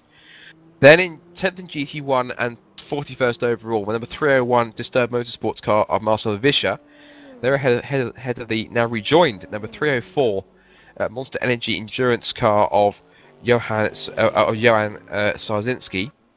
Then the number in P1, the number 101 AGP Consortium car of Manuel and Rayner. That car is now currently in 11th place. It's lapping considerably faster than the cars in front of it by some 15 odd seconds. So that's not surprising. The fact that it's chasing down a GT1 car. And then P2 in 11th and P44th overall is the number 215 Rafael Lobato MR Corsa machine. That's the Porsche, and then ahead of the GT2 number 410 Team Mar Motorsports car being driven by James Reed, and that car is effectively last of the cars still running, 45th overall, 20th in GT2. The only retirement that we've had is the number 311 Sim Racing for Holland Corvette, which had Bert Knops at the wheel, and that car only completed 11 laps before retiring. That's rather a shame. So we've had a 46 car grid start and 45 cars still running, so up to 3 hours. That's not a bad attrition rate so far. Carry on regardless. And any accidents so far? We had the Sim Racing for Holland GT1 is out, as Robert Eastman has pointed out. Bradley Vanyan says 1066. Is that the year the drivers were born? Well, they'd be quite ancient drivers if they were. But if that is the case, then they're certainly motoring along, doing pretty well for drivers that are almost 1,000 years old. If that's the case. So timelessly elegant, I suppose you could say, is the phrase for that one. Because if they were born in 1066, they would say, "Holy, I am much more stronger than I think. I'm just taking these things that I never discovered before. They're called steroids. I think they'll be doing good." Well, why would you think they were born in 1066? That's just a bit madness, really. I think it's what's known as just banter, really. It's just a joke, to be honest. I think on that one. Yeah, I know. Yeah, I think it's just going along with it. But anyway, GT2 has been the Robin Vertigal car is back in P4 GT2. Now that must be referring to the Sim Race of Holland car. Is that correct? Yes, it is. So the Sim Race of Holland car, number 409 Dennis Duna car, is back into 4th place. So a good job for them to try and recover. They are up there lapping pretty much at the same pace as the guys in the top 3. In fact, the top 3 guys in the last lap all did 357. 357.2 for the Black Road Racing Porsche in the lead. The Sim Racing PL team car did the 357.1. 357.7 for the Stefan Prass E-Racing propulsion car. And then there was a 357.5 for the Sim Racing for Holland Dennis Duna machine. So those guys really are setting the pace at the moment. But the rest of Holland car has got a 48-second gap to make up on the 3rd placed E-Racing propulsion car, as we said, driven by Stefan Prass, number 404 machine. They're going to have to press on to try and see if they can catch up and put themselves into contention for a podium place. The gap at the front has actually gone down once again to half a second, so once again they're getting caught up in traffic. Now then, that's Serban in the P2 car and also Brambilla in the Lamborghini, and that's really holding up Amiel. And looks like Tierman might have a good chance on him, but he's getting held up in traffic a little bit too. And Tierman might actually go on the inside. No, and looks like Emil managed to close the door just in case, just in time for the chicane. And there's no sign of Tierman at the moment. And oh yeah, there he is, just getting past one of the P2 cars there. And they catch up to one of the RMI Motorsport cars, which is. Has it changed from Roy Magnus to someone else, or is it still Roy Magnus at the wheel? I believe it is still Roy Magnus at the wheel. I think the RMI Motorsport car doing pretty well. And it looks like Tierman has dropped back a bit. He's jumped over the curb too much, and as a result has lost a bit of traction, and as a result lost a little bit of time. So Emil is still safe at the moment, and Tierman is actually getting back to him. He's been held up by a couple of Porsches. And we've had a couple of pit stops, a couple of driver changes. We've had the Scuderia Bollers Negro GT2 has just come in, and they've handed over to Zwartenbol, so he's now back out 9th in GT2. Also the P2 in 10th in class for P2, the number 2 6th LDDT endurance team car has now been handed over to Jan Pollet or Pollet. So that car is now back out in 10th in class and 41st overall. They've got quite a task to make up. Still, they're on the same lap as the SRS LMP2 cars. They've got a bit of a target to aim for. The Disturbed Motorsports Corvette's also trying to make its way through. It's on the same lap as the RMI Motorsports Roy Magnus Pusher. They're trying to make it as far as they can on that one, but nonetheless. But Bradley Vane says, can you try to be a bit more enthusiastic on the broadcast, guys? You are sounding really depressing. Well, I'm trying to be as upbeat as possible. Apparently, I'm trying to. Trying to interact with the audience a bit, find out information about hitting penalties. As far as I'm aware, Bradley, that's what we're doing. We are actually interacting with the chat. We've been doing that for quite a while. So we have actually been talking with bits and pieces. I mean, granted, recently I've had to run through the top 10, so it hasn't really given too much for any interaction whilst I was going through the top 10. But that's not to say that we don't not trying to include you guys. Not trying to not include you guys. Hopefully you guys can still hear. There we go. You can still hear me. That's better. Yeah, we are trying. Of course, you have to remember it is a 24-hour race. So we are trying to find as many things as we can to talk about and look at the action. And we still have this fantastic battle going on between Amiel and Tim, and they always it's pretty much one of those massive duels that's going on. It's hammer and tongs between these two, which is absolutely brilliant to see in a 24-hour race. It does kind of remind you of the 24-hour races of a couple of years when we see some of the likes of Audi and Toyota and Audi and Peugeot going at it. And it seems to be this time, of course, as everyone favours the closed coupe rather than the open top Audis, that everyone seems to be going with the better aerodynamics rather than the. I'm not sure because the Audi doesn't seem to be. I'm not sure on the Audi, but everyone seems to prefer the Peugeot because it's maybe just quicker. I think there were one or two teams that were planning to use the Audi, including I know the Twister Racing car. Twister Racing car was due to be using the Audi, I think, because they were in the entry list. They were due to drive here this weekend. If I look on the entry list that we had for the race, look, I'll bring this up on here. Where is it on here? Find it if it comes up. We were due a Audi R10 entered by Twister Racing, and David Dominguez was due to be driving that car at the start of the race.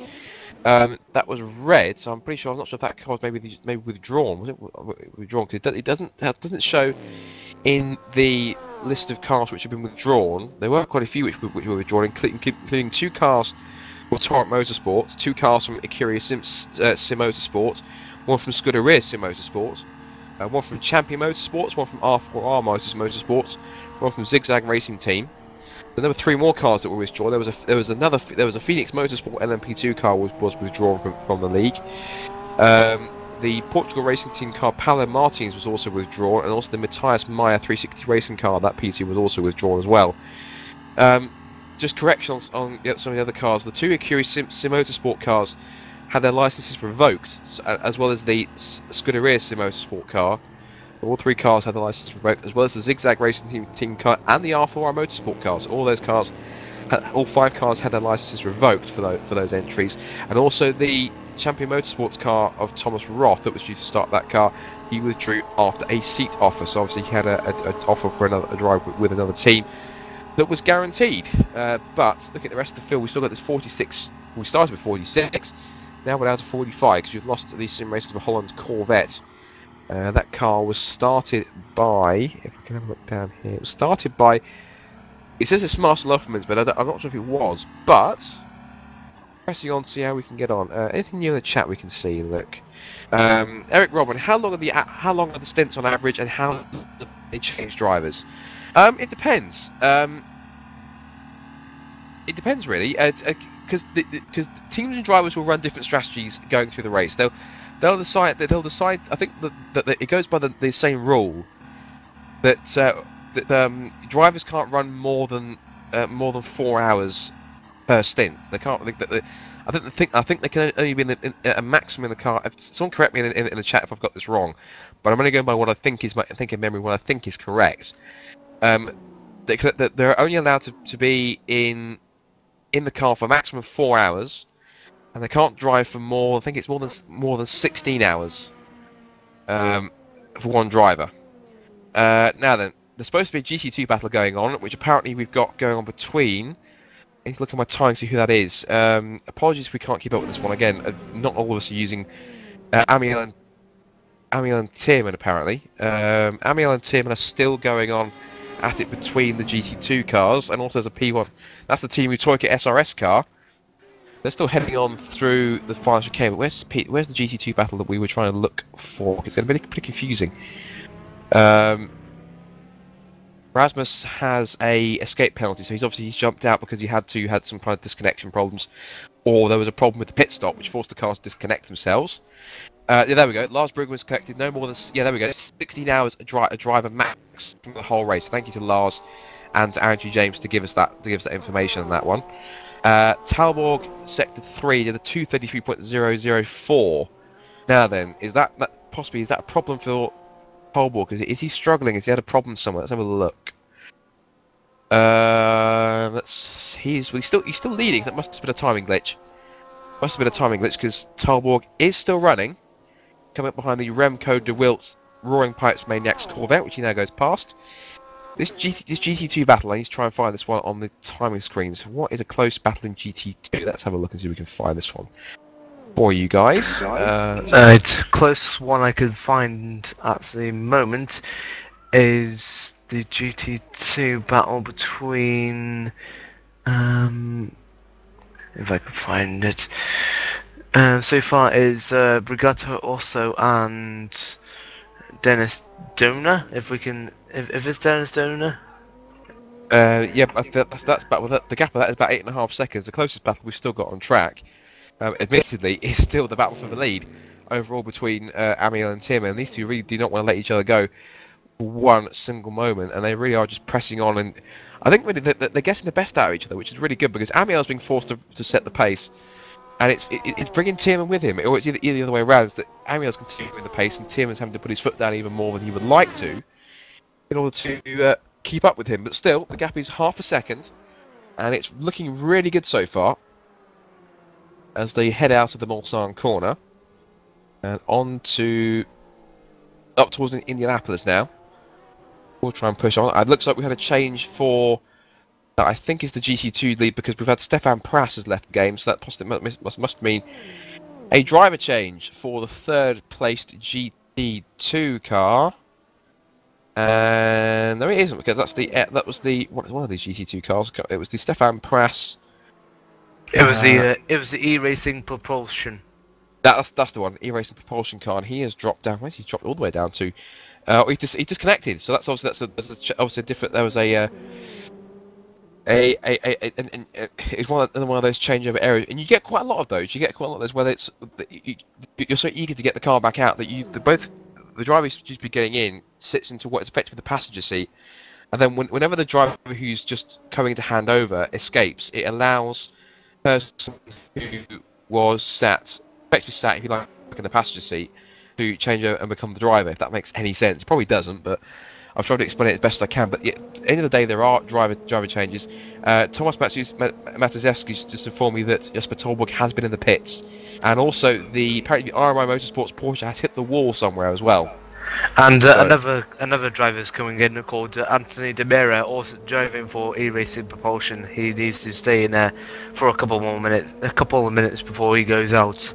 Now, just have a look at the front battle and Emil and. Looks like again Tierman are at it again. Tierman has actually closed up on Emil in the corner section, and they're getting yes, they're actually really getting on with it, really. Just looking at some of the tweets coming through. If you want to try and report it, you can use the hashtag RDLMS. Anyone on Twitter that wants to try and watch along and give their thoughts. A couple of tweets recently in the last 20 minutes or so. Is got Daredevils Racing saying Matt Richards has taken over from Lars. We're slowly catching the P2 field again. Very long way to go, so we're staying positive. So good stuff from Daredevils Racing. Series for Holland at Team SFH. They are saying Dennis Duna for SFH now, closing up to Greg Hall and Rudy Coupon. Three-way battle for P4 coming up, and also Ben Warren has said crash into the barrier, game crash, and then a power cut 1 lap before a planned drive swap stint from hell. So commiserations there to him. We've got second place. And yes, Tierman has spun just on the same place that Simonson crashed No, it's not Simpson. It's actually at the first chicane. He spun. So bad luck for Tim, and he's lost a Beal now. He really lost a Beal, and we thought they were going to stay in formation for the rest of the race. Well, apparently, according to the chat, the Amiel's been struggling with his rear tyres a little bit, which is reason why he's been kind of backing off a little bit more. But that's now given Amiel a little bit more breathing space. Now, either Amiel's overcooked those rear tyres in this stint already, or whether or not he's just been trying to manage them as best he can, so that they're in better condition near the end of the stint. We'll have to wait and see exactly how that one plays out. Tim now's got a lot of work to do to try and catch up and gain and kind of regain the several seconds that he's lost to his race-long rival so far. Apparently, according to Xavier de Corbin in the chat, we are coming up near to the second round of major, the second major round of driver changes. The track is pretty warm, so that's possibly going to be a factor as well with the tyre wear. Yeah, second round of mass driver changes are going to be coming up soon. That's going to be pretty key when it comes into it. So, in terms of who's going to be handing over to who. Now, of course, Amiel and Tierman, they haven't handed over just yet. They've been running now for some 3 hours or so. So, these guys, I'm sure they're probably going to be going up until the very edge of the 4-hour time allowance per stint. If that's the case. They've both run a hell of a pace, both of them, for as long as they have. So, they've run 38 laps here, and they really have just been pumping in these qualifying style laps. As we see a couple more cars coming in, I can see the Jan Pollet car is in as well. Also the Roy Magnus Porsche, I think, is also in. And also the Gary Allen and Martin Bolgin car is also heading into pit lane as well. That's the P2 machine. That is in fact the where's that gone? The 1066 racing car, the number 108 P1 car, 8th in class and overall in P1. So they are really they having a kind of just calm and quiet race, and they're going to try and get themselves a tough finish in the top 10, if not higher, if any other guys in front have any more problems. And Tierman now, what was the gap the last time they went across the line? It was 6.5 seconds. That's how much that spin cost him. 6 seconds there for Benjamin Tierman. Romain de Jong has also stayed on for quite a long stint. He's now really starting to feel the strain now. He's on lap 40. Oh no, actually they've changed it. It's lap 40. Actually on lap 41, because we're taking also into account the laps in which we did in the first stint before we had to do the reset, before we had the passive server crash and the disconnect of everyone, which then put everyone restarted back in the positions they were at the moment that the server crash occurred. Then I push it. Okay, we're just going to have a look at one of the tweets now, and the latest one is from Jimmy Hughes. He said he just handed over to Remco de Wild after my first ever stint in the LMS. Car felt good and no dramas from me. That's what he said, and he's having a blast as well, apparently, which is good for him. Yes, yeah, he did say he's having a blast. So let's hope Remco has the same experience as Jimmy, or he will just have some dramas. In Eric Robin in the chat said, so a few weeks ago I've done the 24 hours in Le Mans on GT5 solo, so I know what it's like. Massive respect to these drivers. There we go. Pretty good. P3 for Sim Race for Holland. What happened to Stefan Prass? Yes, pit stop there, Robin Verdigel, I believe. I believe he did have a pit stop. I think he's now handed it because he hasn't disconnected. Well, they had a pit stop, but it has kind of gone slightly wrong, because it was one of those occasions where you go to hand over and you do it at the wrong time and you disconnect. That means now that they have now got Anthony Demera at the wheel of that car. It's back in. It's back in the garage. I think it's now serving its penalty before it goes out. It hasn't moved just yet, and it needs to get some laps on the board if it's going to do anything. Looks like the same fate has befallen the Scuderia Bollers Negro car, because Svartenball has completed 3 laps on my timing screen here, from what I can see. So that car has clearly had a disconnection as well. It's back out in the race. It's 40th overall, and it's now trying to stay ahead of the James. No, it's not. No, it's not. It's not. It's not 40th overall. What am I saying? It's not 40th overall. It is, in fact, if I try and find it, it is now 37th overall, 9th in GT2, and it's ahead of the GT1 Disturbed Motorsports number 301 car, currently being driven by Marcel Vischer, so that's looking pretty good for them. The Jan Pollitt car is still running in 44th overall and in P2 as well. The James Reed car is at the back of the field. It's in the pits right now, having a fuel stop. Anthony Demera, again, still serving his penalty as well. And on how that is going out, that is going on. So the gap, and look at this. Apparently, Steph Amiel has been losing time to Benjamin Tierman, possibly through the traffic. But Benjamin Tierman has now got the gap down from what was 6.5 seconds to a whopping, well, to a rather smaller 2 seconds. So he really is closing in. So this is great driving from Tierman on this stop already. Now, Amiel, I don't think is in the pits. He's not in the pits at the moment, is he? No, he's not. Tierman really is closing down Amiel again. So it looks like Tierman overall in terms of pace. Seems to be this is the stint where Tierman's starting to come back into it. He's exerting his authority on this stint. And this hour of the race, if you like, because he really, look at that.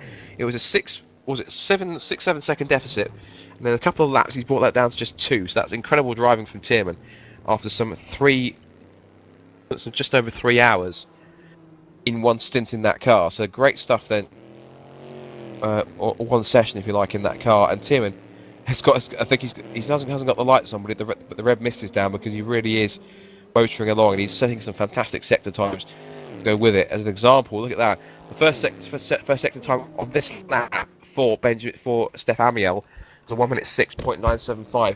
In the same sector, Benjamin Tierman pumped in a 1:03.951, and that's considerably faster than any other car. Well, the only car that's got near it in that first sector was the number 106 ORM new car, Peugeot of Diogo Silva, who did a 1:04.028. So those two guys really are flying along.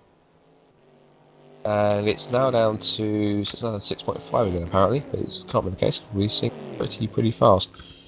Amiel then, I wonder if he has possibly his tyres up, or whether he's, as I said, he's saving them, doing a little bit of fuel management as well, just to try and make sure he can go that little bit longer near the end of the stint before he hands over. So we'll have to wait and see exactly how this is going to all play out. But Tierman is on a charge. Look at this. He's brought the gap down to less than a second, and Amiel will see this, and Tierman is just closing him down. He's got the target firmly fixed on the back of Amiel's RC France Racing Team Peugeot, and some great pace being shown by these two at the front, and they're still going at it like it's a sprint race. I can't believe they're doing that after 4 hours of three and a bit hours of racing. These guys are still pressing on, still pushing hard. That's what we like to see on these guys. Just, you know, yes, it's a 24-hour race. Yes, it's an endurance race, but one of the nicknames for Le Mans is the Grand Prix of endurance, because it is pretty much it's run at the pace of a Grand Prix, but everyone knows in the back of their mind that there's a long way to go. We are now looking at timing. If I bring it up, ice cream from what I can see, and just going past one of the satellite Porsches again.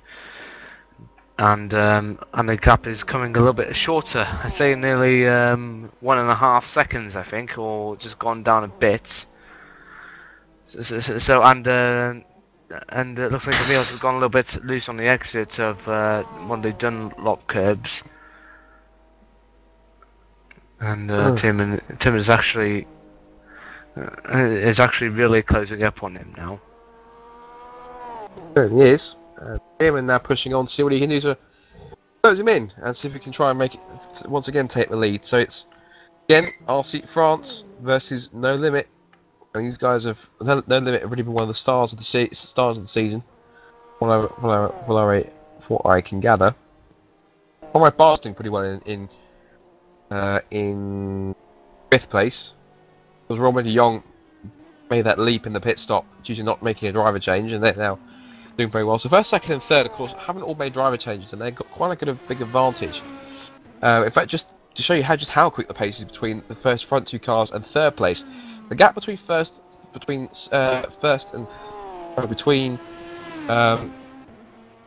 second and third between Tierman and De Jong is 1 minute and 25.4, almost 1 minute 29, also 1 minute 25.5 seconds. That's how quick these guys are going on the pace. That's almost half a lap's lead, or half a lap's advantage. But these two still going at it at the race for second, and past the Brambilla F1 cast racing Lamborghini Murcielago RGT, fantastic machine that is, but it's howling V12. It's the rather solid. He's doing well, Brambilla, he is. Yeah, he is. Looking at he's actually running third in the GT1 class, so credit to him. Him and also the United X Sim Racing number 316 Lean, sixth in GT1, doing pretty well. They're mixing up with the Corvette. It's a pretty Corvette-dominated field. There are about 3 or 4 Astons in there as well, and also the Lamborghini and the Celine. But mainly it is a Corvette full league, and still leading that GT1 class is Michael Mueller in the number 305 and Sports Corvette. And Tierman is actually much closer to Emil this time. They're just going into the final sector of this lap, and Emil is trying his best to defend against Tierman as they go near the as they go into the S corners and the final chicanes of the track, and yeah, it looks like Tierman's gone in. Tierman's gone in for looks like a driver change. So second place Benjamin Tierman then makes his way towards pit road, and this could be an undercut possibly, because he's coming. Maybe he's trying to cut the leader in front and try and get himself a bit of an advantage on these fresher tyres, but Tierman then finds his pit box right near the end of the pit lane, and of course fuel rules with endurance racing. Fuel goes in first, and then of course once the fuel's done, the tyres will then go on as it usually does. And of course the thing that works with the driver change as well. So if he's there for station for quite a long time, that will be a driver change. I'm pretty sure that Benjamin Tierman will have to hand over at this stop. I can't imagine going for another stint, because of course that will be against the rules of not being able to go further than 4 hours per stint. Per individual. and Tierman hasn't swapped, so that's interesting. Because I would have thought he would have swapped. I would have thought that he would have possibly swapped and done something, because it's now coming up. If he's going to do a driver change, he's going to have to do it in 20 odd minutes. I think that's about 6 laps, and that seems too short to me. I'm not sure what no limits thinking is there, but I'm pretty sure they should have done a driver change just then.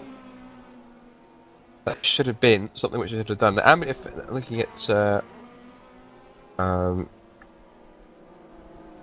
so if Emil comes in within the next lap, and within the next 5 laps to possibly put fuel in, or is he on a different strategy? We'll find out soon. But if he is to come in and do a driver change, that could affect both the performance and the gap to Tierman.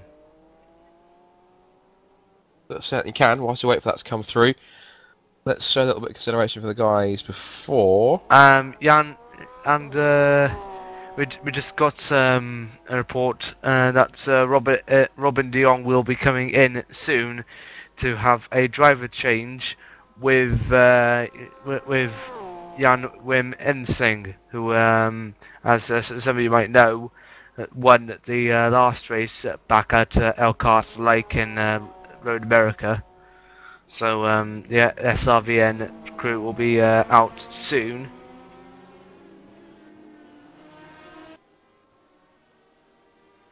And they will indeed. Also, we've got a driver change for the Hell Racing team Hungary guys.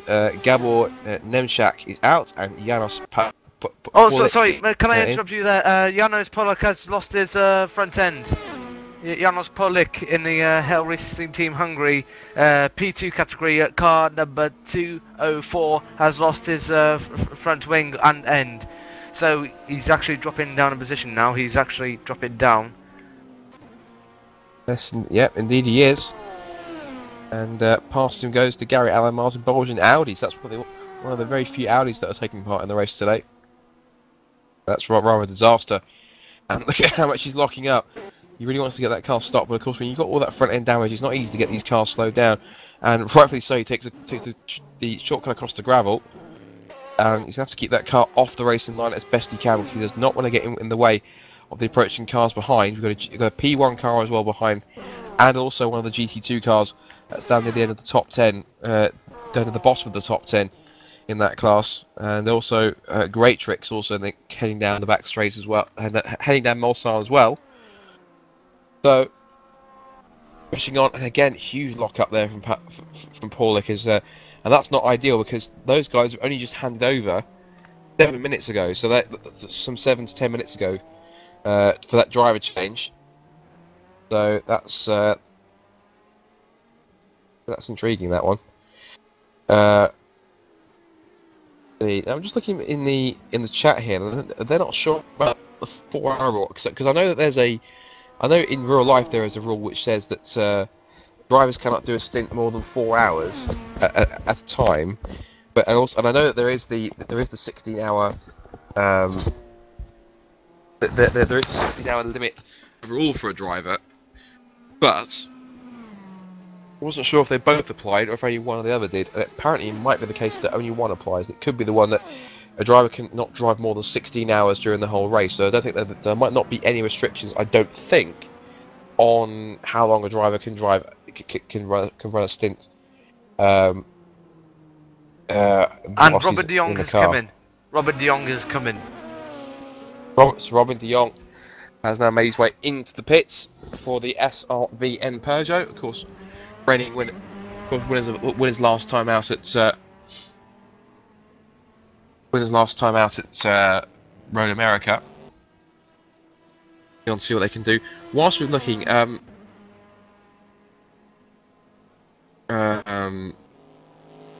where the other guys are for P2, 1 and GT2.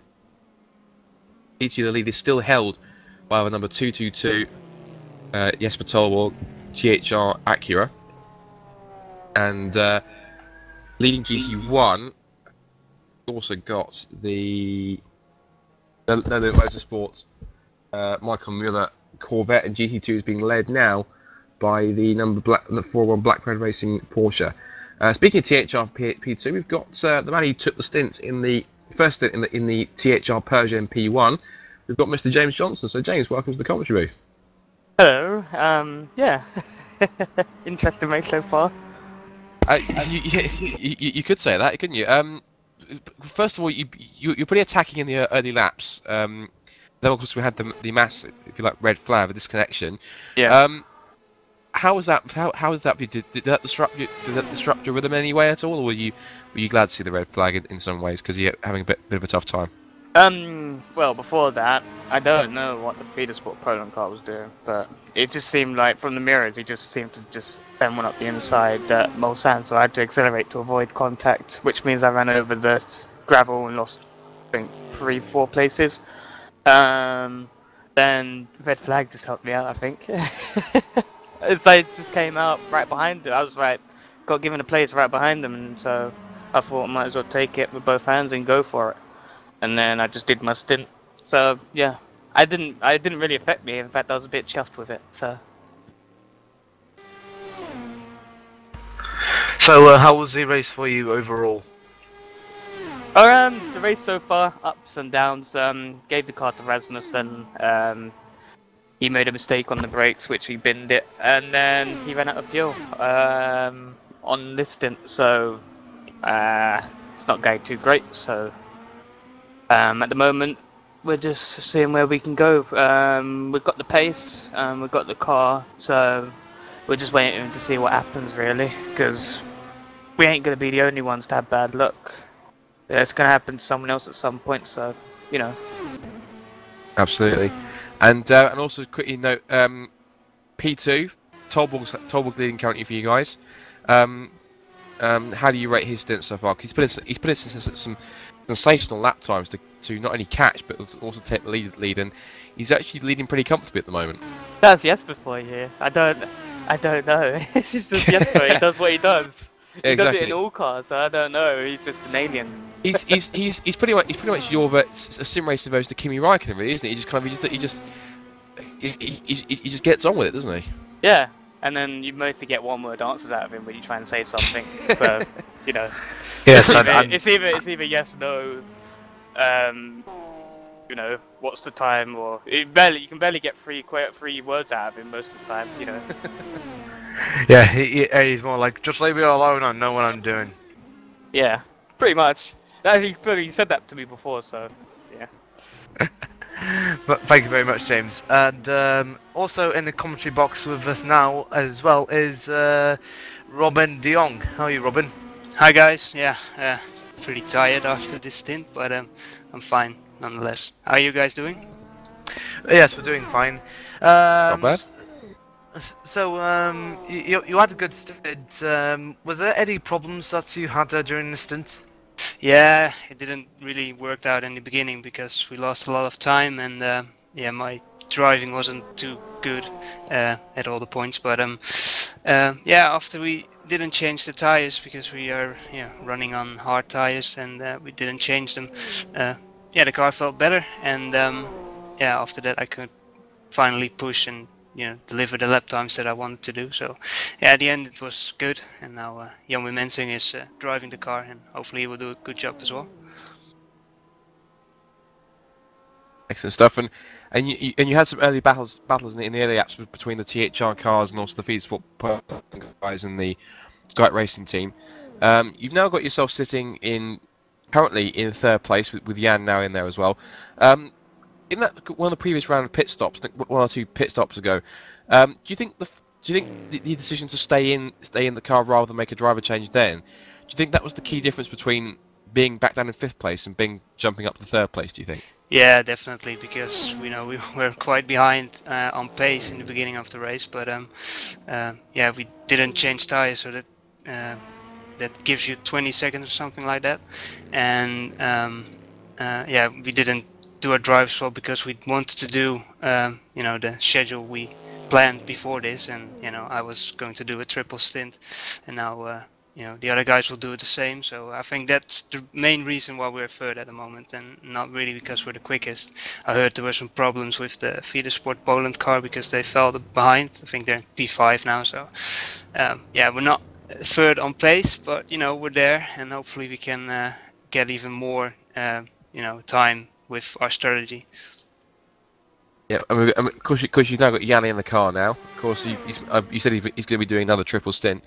Do you think there's any chance that, obviously, with the strategy you guys are running and the way you're running your pit stops, do you think there's any chance that as a result of that you'll be able to start to close in the gap between the leading two? Because it's a pretty tight battle between the pair of them. Do you think there's any way that going into the night sessions that you might be able to try and close that gap and be a factor in that at all, or do you think that they are simply at the moment just too fast?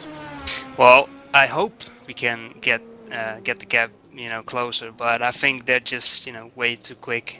The driving lap times, they're close to our qualifying pace, so I think they're 1.5 seconds per lap quicker than we are. But hopefully we can stay in the same lap, and maybe if they it's a long race, maybe they will get some problems with other cars, or hopefully not for them, but if we're in the same lap we can maybe if they I think they need to find themselves in trouble if we want to close the gap, because we can't do it on pace, and strategy wise we're I think 1.5 minutes behind already, so no, I think they're just quick, and yeah, we'll see. Thank you very much, Robin.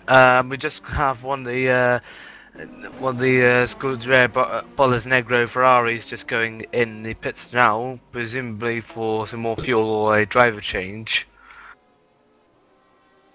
We had another driver change as well. That's for the recovering. That's for the Daredevil's racing team car. Matt Richards has jumped out, and we've now got Javier Di Carvalho, who's actually going to be one of our commentary partners going into the evening stints. Xavier Di Carvalho is. Yeah, so he's not going to be in there now, and running his stint for a while. Once he's done, of course, he'll be joining us up here to give his commentary and his thoughts on how the race has gone so far, and of course he can give some insight as to how as to what it's like out there and what kind of experience he's having as they head down towards through the afternoon, and of course they'll head towards the evening. So it's looking pretty well at the moment. And so I'm watching on board with him in the and the Middleton UK NL Racing Aston Martin has to really just jump out of the way there. Huge lockup into the Mulsanne corner, but carries on, and Carvalho doing his job, and he is now sat currently, if I look on my live timing screen, Carvalho is currently sat in 7th in P2, 19th overall. His next target to try and catch is the number 309 RC.co.uk Racing Team Corvette with Baptiste Crenaldon at the wheel of that one. So he's now trying to push on and running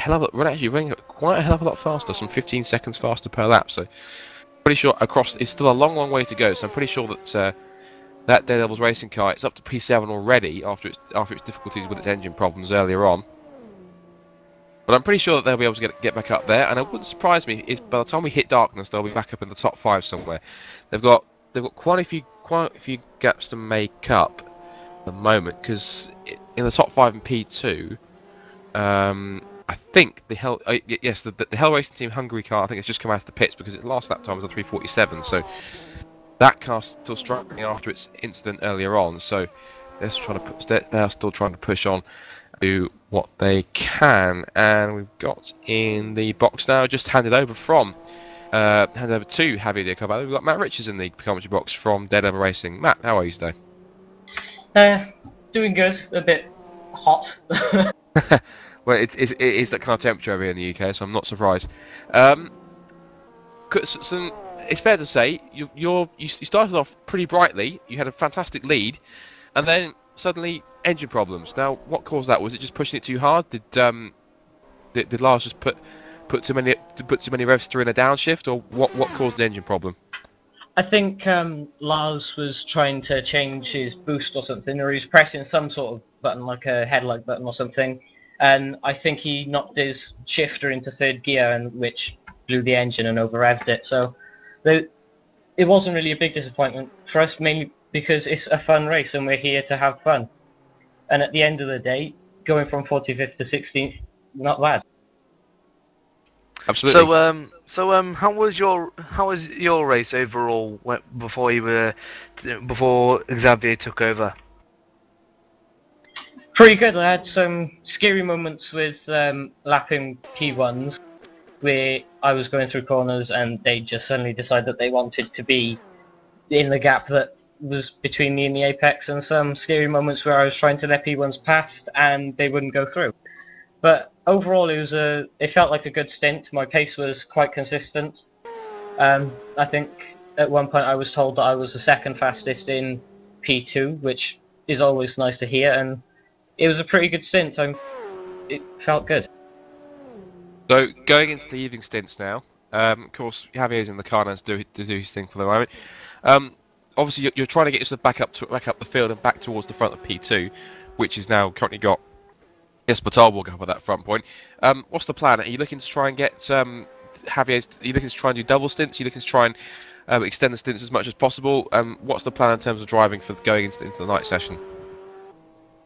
We're all doing the same length stints, and that's an hour and 45-minute stint. Obviously mine was cut a little bit short because we were having a little bit of a fuel problem, but we're all doing the same length stint. So after Xavier, I think it's Scott taking over. I'm not quite sure on that one, but it's just generally just keep moving forward and just keep the pace up, just keep it consistent and see how far up into the P2s we can get. Obviously getting other P2s having problems and us getting to the front of P2 would be very nice, but I don't think that's going to happen.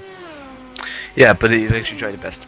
Thank you very much, Matt, for being with us. And another guy joining us now for Team Motorsport has just handed over to Rue Martins is Mr. James Reed. Hello, James. G'day, boys. Good morning for me, really. It's 1:43 AM and I've just handed over after my first 3.5 hour stint. How's the race going?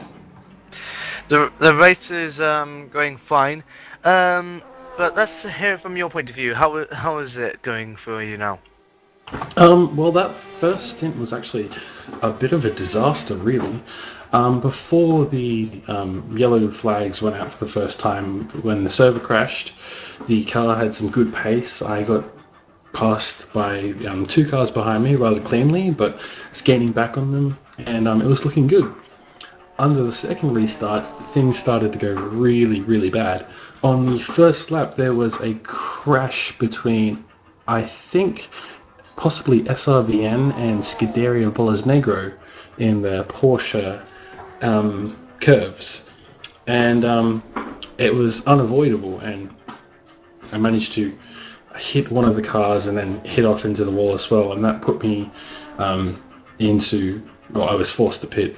And then on the next lap as well, one of the prototype cars had spun in Indianapolis, and as they were rejoining the track, they came into my path. So 2 laps in a row I was involved in crashes. The most unfortunate thing from that is there was unrepairable damage, so the car was about 10 kilometers, 15 kilometers slower in a straight line, losing about 3.5 seconds a lap from the overall pace. And then to cap it all off, just as I was about to end my stint, the engine blew because I downshifted a bit too quick into the Forest S's at the beginning of the lap. All in all, I think it was pretty disastrous, but a hell of a fun stint. Awesome. Just very quickly, before we continue the interview with James, we are switching streams. So if you guys want to if you're watching on the our Race Department chat player, be sure to refresh your stream, because that means that you guys will then get to continue watching. We are switching. Of course, if you're watching on YouTube, there will be there's part 2 stream that should be able to go ahead and find that if you are subscribed to RaceDepartment.com on YouTube. They should be able to find that, and hopefully you guys will be able to do that. So we have just changed the URL, so if you have just joined us for this second one, then welcome to the Race Department Virtual 24 Hours Le Mans. First of all, where have you been? Because you've missed the first 4 hours. Pretty cracking race so far. Some ups and downs, plenty of dramas as you'd expect in a 24-hour race. And currently got James Reed with us. So you said you had some early troubles in the first stint. Now we're going towards we've about 3 or 4 hours in now. What exactly can you guys now, from the position that